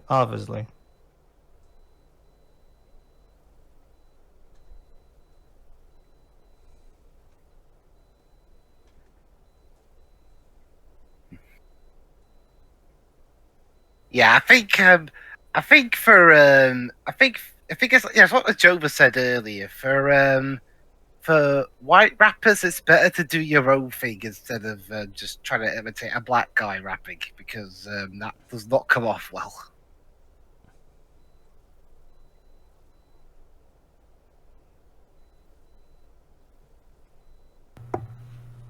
So how are you doing, dude? You almost shot yourself in the dick.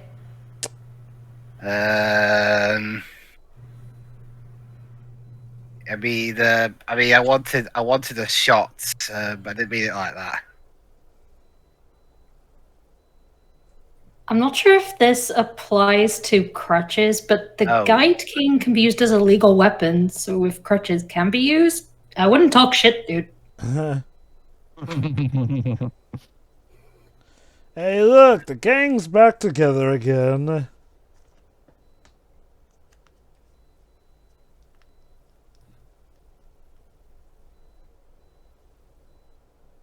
Or Gotta maybe warm not. up. Hold on, you'll see. No, I said Dude, he said privacy.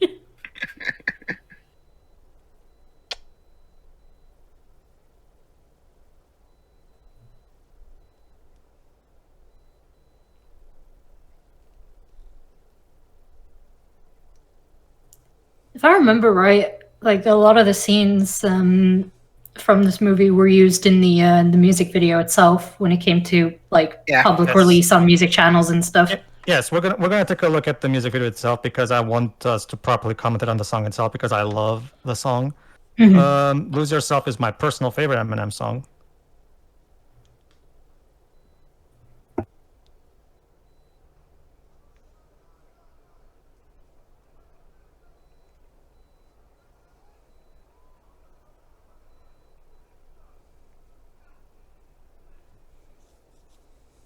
But yeah, gotta love that aspect. Eminem's like, whatever. I'm not gonna win the Academy Award. And might as well not even bother. Very next, and what happened was, according to him, on the day of those Academy Awards, he was sleeping while Haley was watching cartoons. So yeah, Like you wake up to a phone call, it's like, "Hey, you won an Academy Award." It's funny. Yeah, basically. 'cause that's often the mentality directed at the Academy Awards these days. Mm-hmm.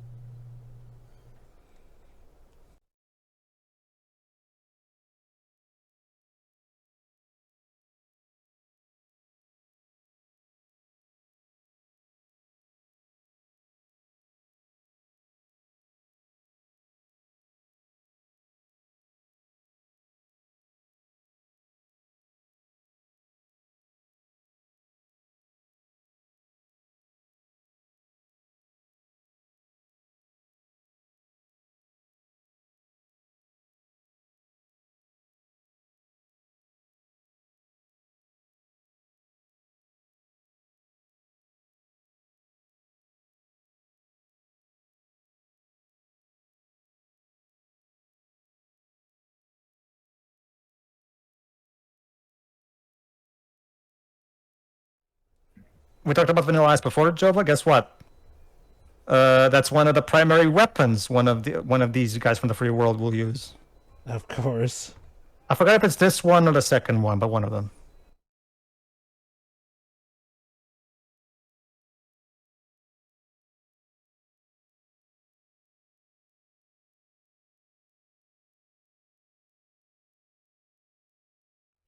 Nazi. There you go. They're saying all the fucking words. That's one of that's like the easiest and lowest insult to a white rapper, like comparing him to Vanilla Ice.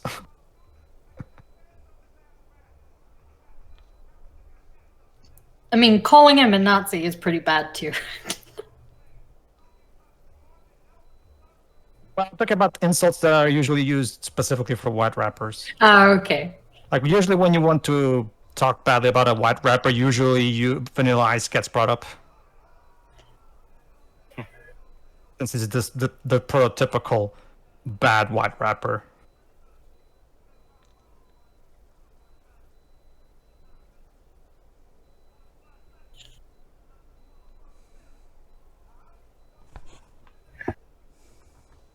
Let's just hope he doesn't choke again.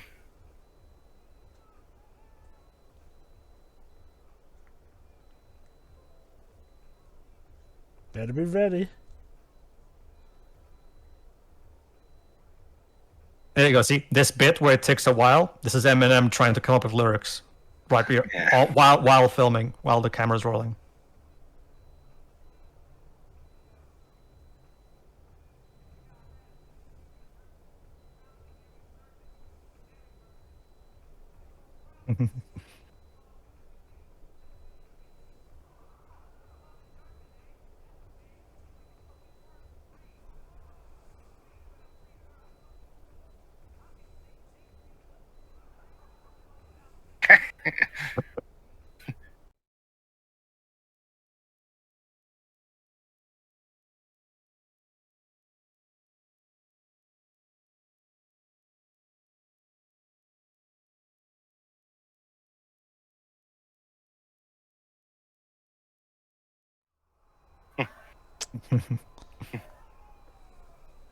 Yeah. So I guess these ones pretty much come down to who dissed each other the best. Basically, yeah. A choke is an automatic loss, but if you can still manage, yeah, you keep going.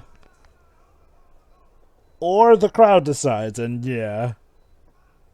In this case, like Future said, it was unanimous. Pretty much everybody was saying B Rabbit right there. There wasn't even a need to ask.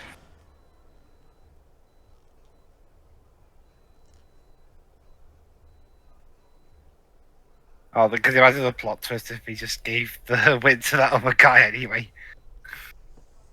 Oh, even the doorman, it's like bro fist, man. Yeah.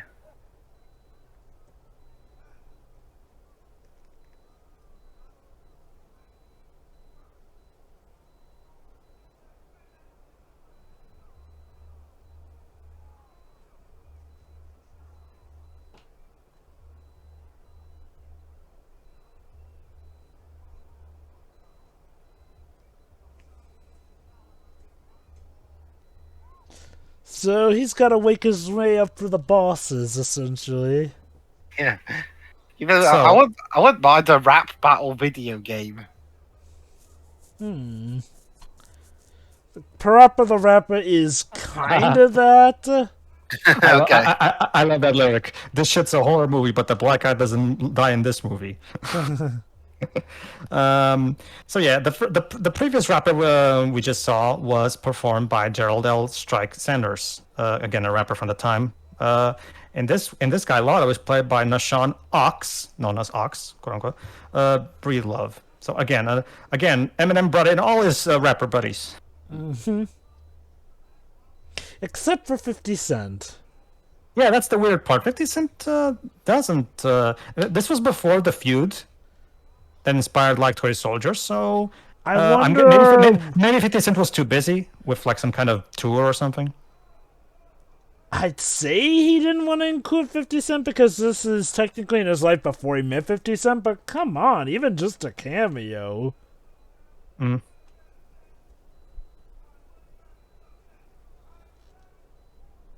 Like I said before, Eminem actually did play a character in the 50 Cent video game, so True crime, or is it literally called a 50 Cent? No. 50 Cent Blood in the Sand. Oh, I think true crime was something else. no, that's a different thing, I think.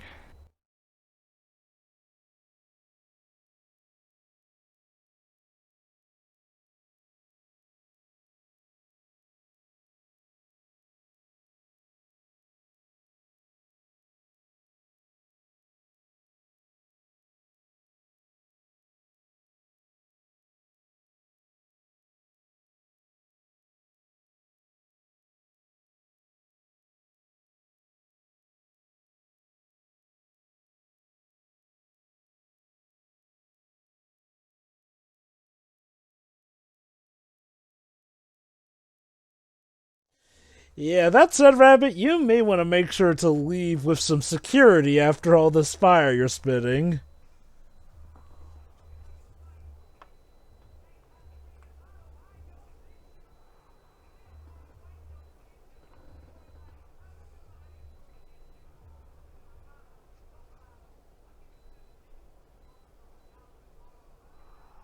Damn. But you ran out of time, so he disqualified. Reminder that this was like nearly 10 years since Eminem did this. Yeah, he still had it. Yeah, his Venom song was interesting to say the least. It's fine. Like it's definitely not on par with his early 2000s material, but it's fine. It was a nice return to mainstream stuff. See, the thing about Eminem in his later years is that a lot of times he just takes breaks, because he just wants to roll. A lot of time there are plenty of times where he just wants to relax, but once in a while he comes back with a new album or a new single.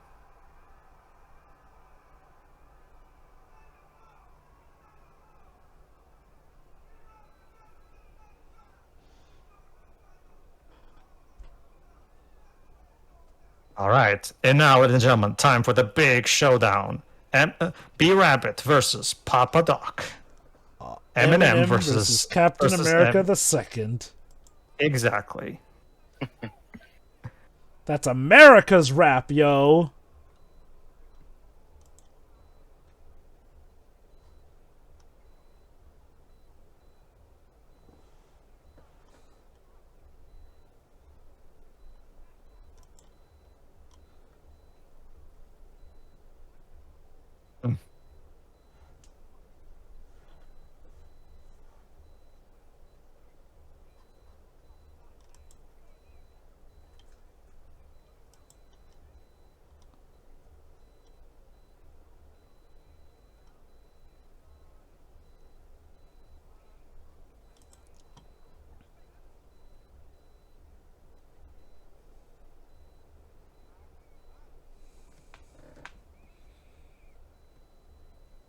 Why doesn't he look confident then?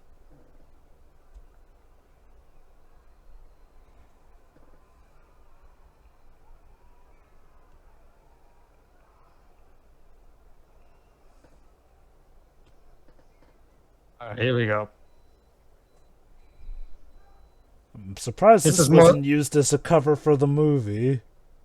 This was most people's favorite scene in the movie. Like this Of particular course. rap battle is regarded by most people as the big highlight of the movie, because Eminem is about to throw some fucking amazing lyrics.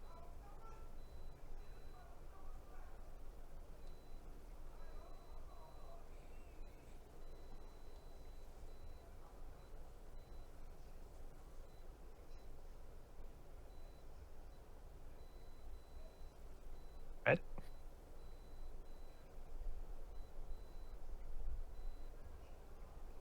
Oh, he's gonna flip the Ooh. script. All right, let's see.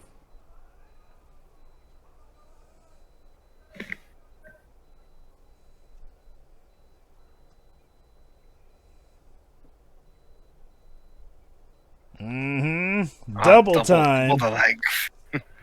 All right. So, how much shit talking can they do in 90 seconds? Dwibs let's see. never underestimate the art of rap. All right. Here you go, everybody. Check this out. This is On the fly, I mean. yeah. This is Again, do not underestimate the power of rap. yep. A good rapper those is- can practically spit out a novel in like 2 minutes. Mm-hmm.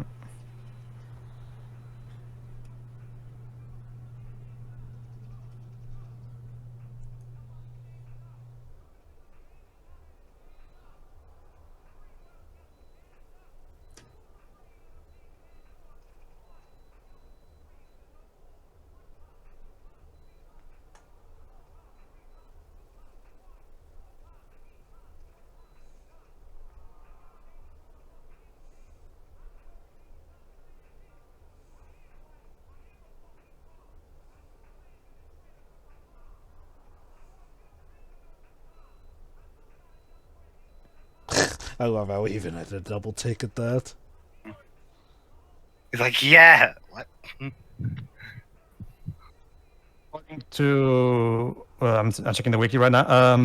Eminem's lyrics genuinely threw some of the actors off.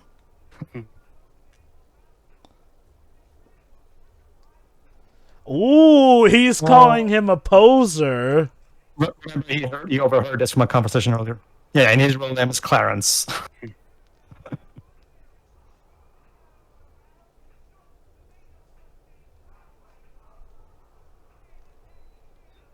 Oh, getting roasted by the crowd too. All right, listen here. I love this part.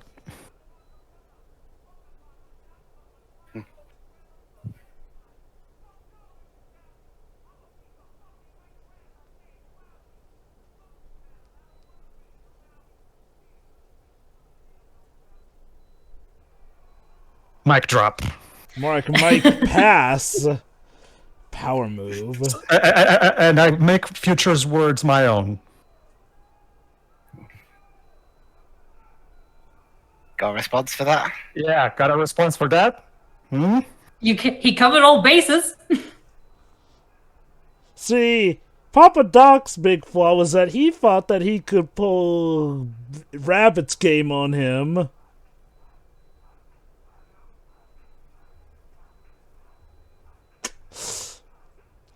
Dang.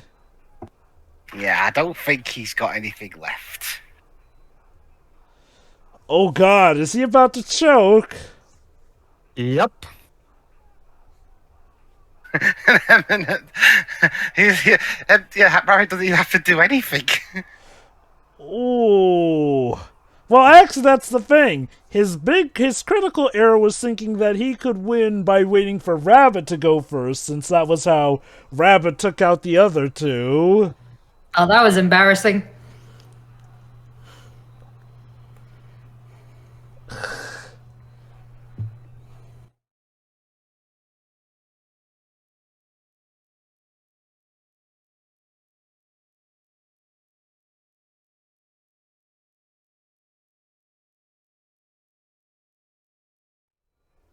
The true symbol of love.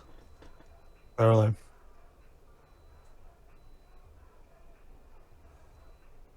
I didn't actually mention this before, but his first wife, they were actually married twice at one point. But yeah, They broke they up had both a times, didn't they? yeah, they had an on and off relationship, and yeah, the relationship was very complicated for obvious reasons. Could not have been good for the daughter. That's why Eminem got fought for full custody and everything. Yeah, some of us have to work, dude.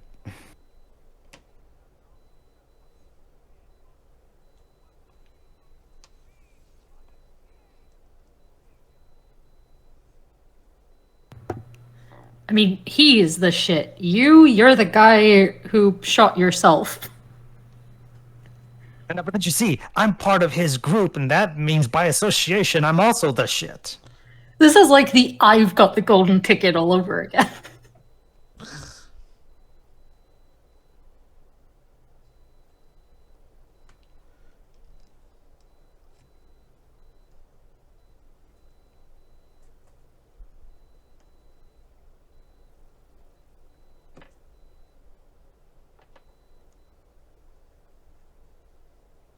Get a record deal.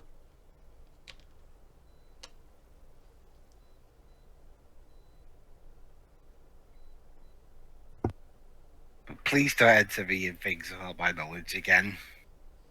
That wasn't cool. It worked out for you this time, but be careful. Also worked out because he overheard a conversation revealing the truth about Papa Doc. That came in handy. Yep.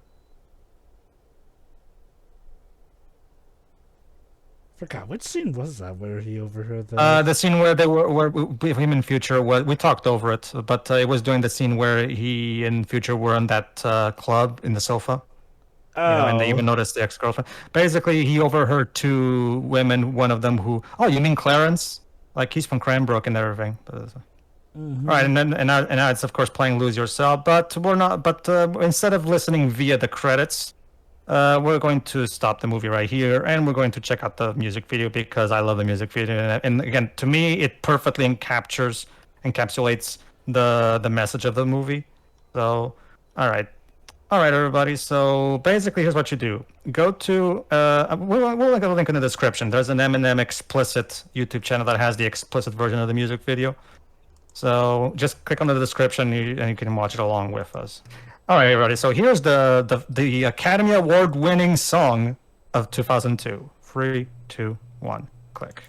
It's funny because this music video was uploaded in 2020.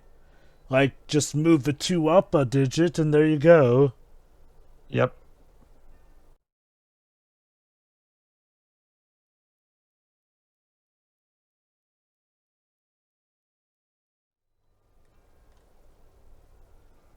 Fun fact, when I was watching the movie with Edge, I was asking him, so what do you give this movie? An 8. Oh, of course, 8 Mile gets an 8. Appropriate. And he was like, oh my god, I didn't even notice that.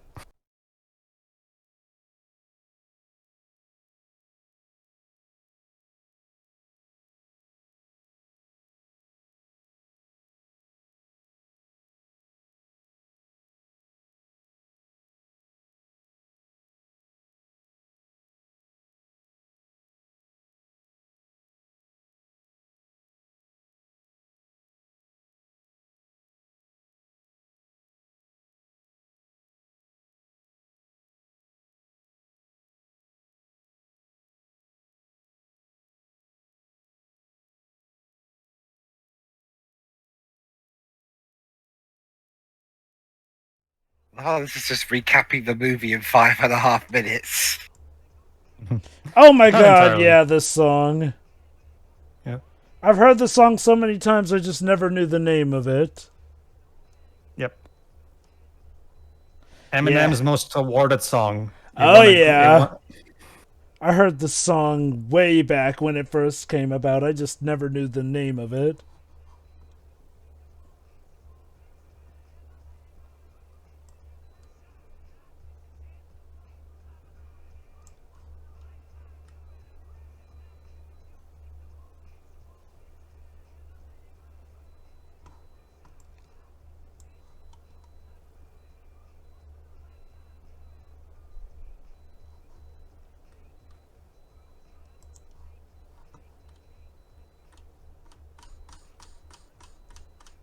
New World Order.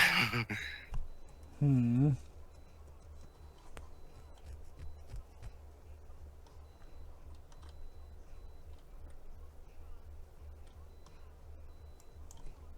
Here's the actual Haley.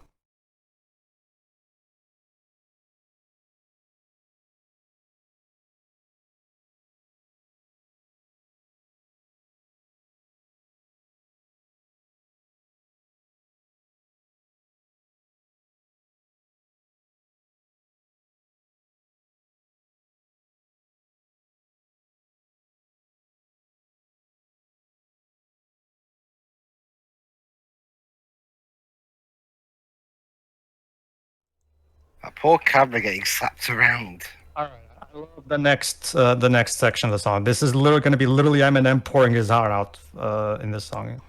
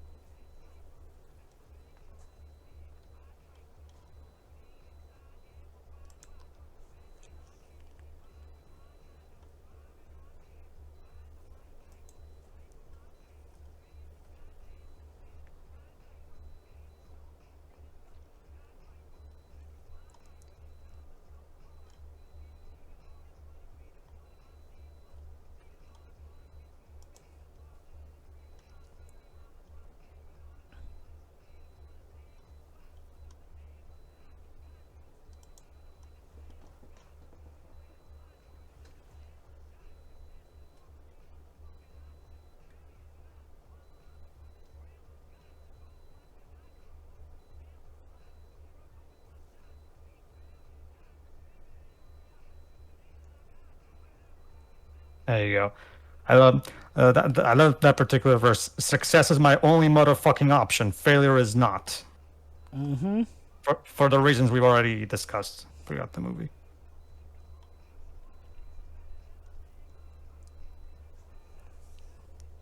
We had music channels on a lot around even my Yes, house. there.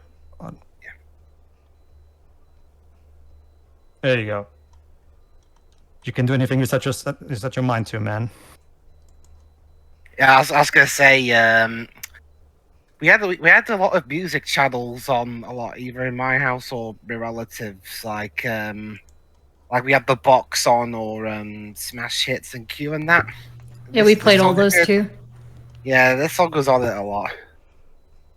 So yeah, even if you haven't seen the movie, the song stands perfectly on its own as a great song with a great message. So awesome, love it. All right, and that was 8 Mile and the Lose Yourself music video. It's actually an extra on the DVD, so technically it's part of the package. So Dibs, thoughts on 8 Mile plus Lose Yourself? Oh yeah, this is actually it was pretty good.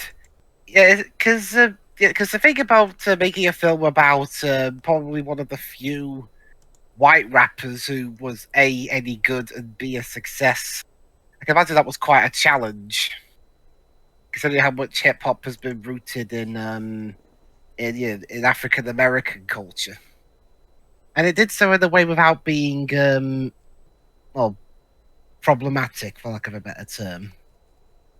Mm-hmm. Yeah, Eminem gives a pretty good performance, I think, for the most part. I think where he's best at is the scenes where he's, well, angry. Like when he's angry at his mom for just loafing around, not doing anything, or or bashing his so-called friends for getting him into terrible situations, or verbally tearing Anthony Mackie a new one. What his character, I should say. Papa Doc. Yeah, Papa Doc. Yeah, there you go. There isn't much of a music score here. I think the most is just like random beats Eminem came up with, or his music producers. Not sure.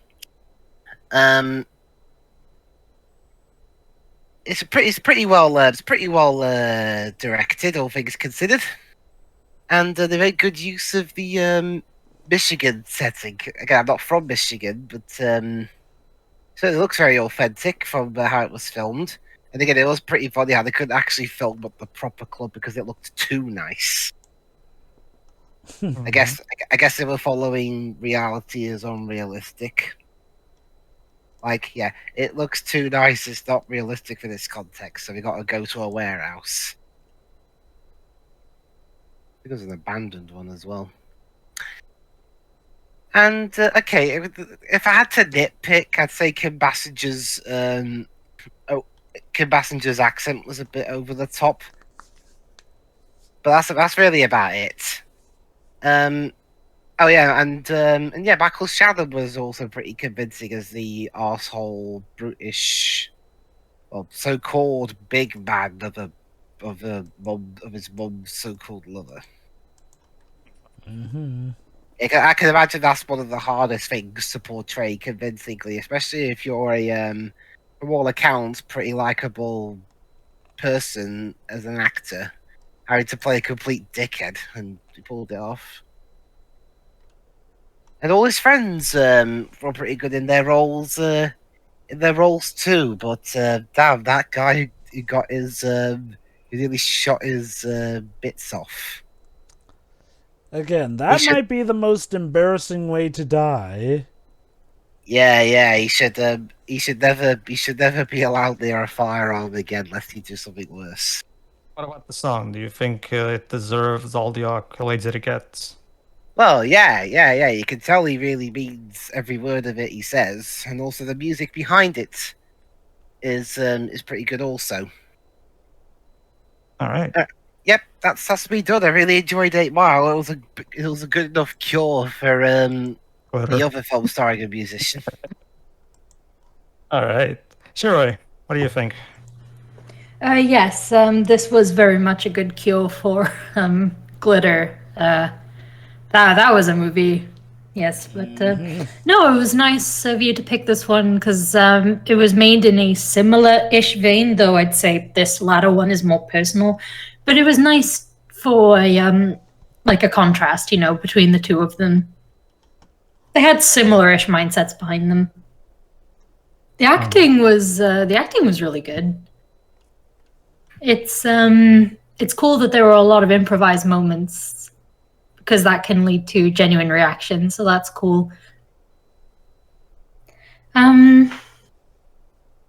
Well, what do you think of this? The way they treated subject matter? Growing up in a hostile environment. I think it's very honest. I mean, I don't have I don't have experience of that personally, but it feels genuine. Mm-hmm. Unlike Glitter, which was very much self-fulfillment, as we discussed. This feels like I feel like this is much easier to connect to, regardless of whether you grew up in that environment or not. It's very honest, and I appreciate that. Mm-hmm. I've already I already said my piece about the usage of certain words, but aside from that, I feel like this was a very enjoyable movie, and right. Again, it didn't feel like he was being up his own ass about it. Mm-hmm. And obviously, the song that this movie basically won an award for. Yeah, obviously one of his most famous ones, and I do think it deserves the praise it gets. For the same reasons as Dwib said, and also for the same reasons I said about the movie. Both the movie and the song are pretty damn genuine. Mm-hmm. Nice of him to perform it after 20 years. 18. Oh, 15? Okay. Sorry, I 18, misremembered 18. what you said, but Basically, yeah. no, basically what happened is, Shiro, in the 2020 Academy Awards, he made a surprise appearance where he did perform this song live. Because remember, he didn't perform it back in 2002 because Because he he was didn't think he'd get it, so he just didn't go. I'm not. He genuinely didn't think he was going to win. Yeah. Because there's no way because a hip hop artist would never won an Academy Award for Best Original Song ever, but before that, so Eminem became the first, and he was okay. I wonder why he waited 18 years, though. That's the thing. Well, that's the thing, Joe. Remember, this was back when his career was at an all-time high, so he was probably very busy to.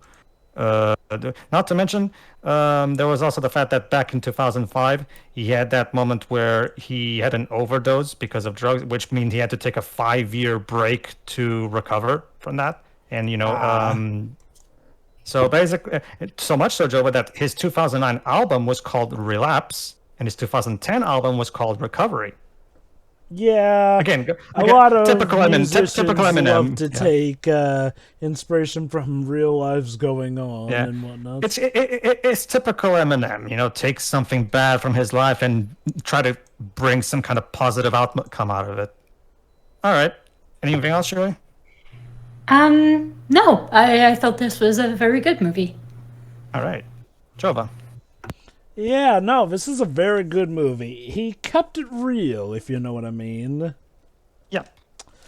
Very on point. The raps and songs were great. It's quite an unorthodox style of musical, but a musical nonetheless, and it was a pretty good one.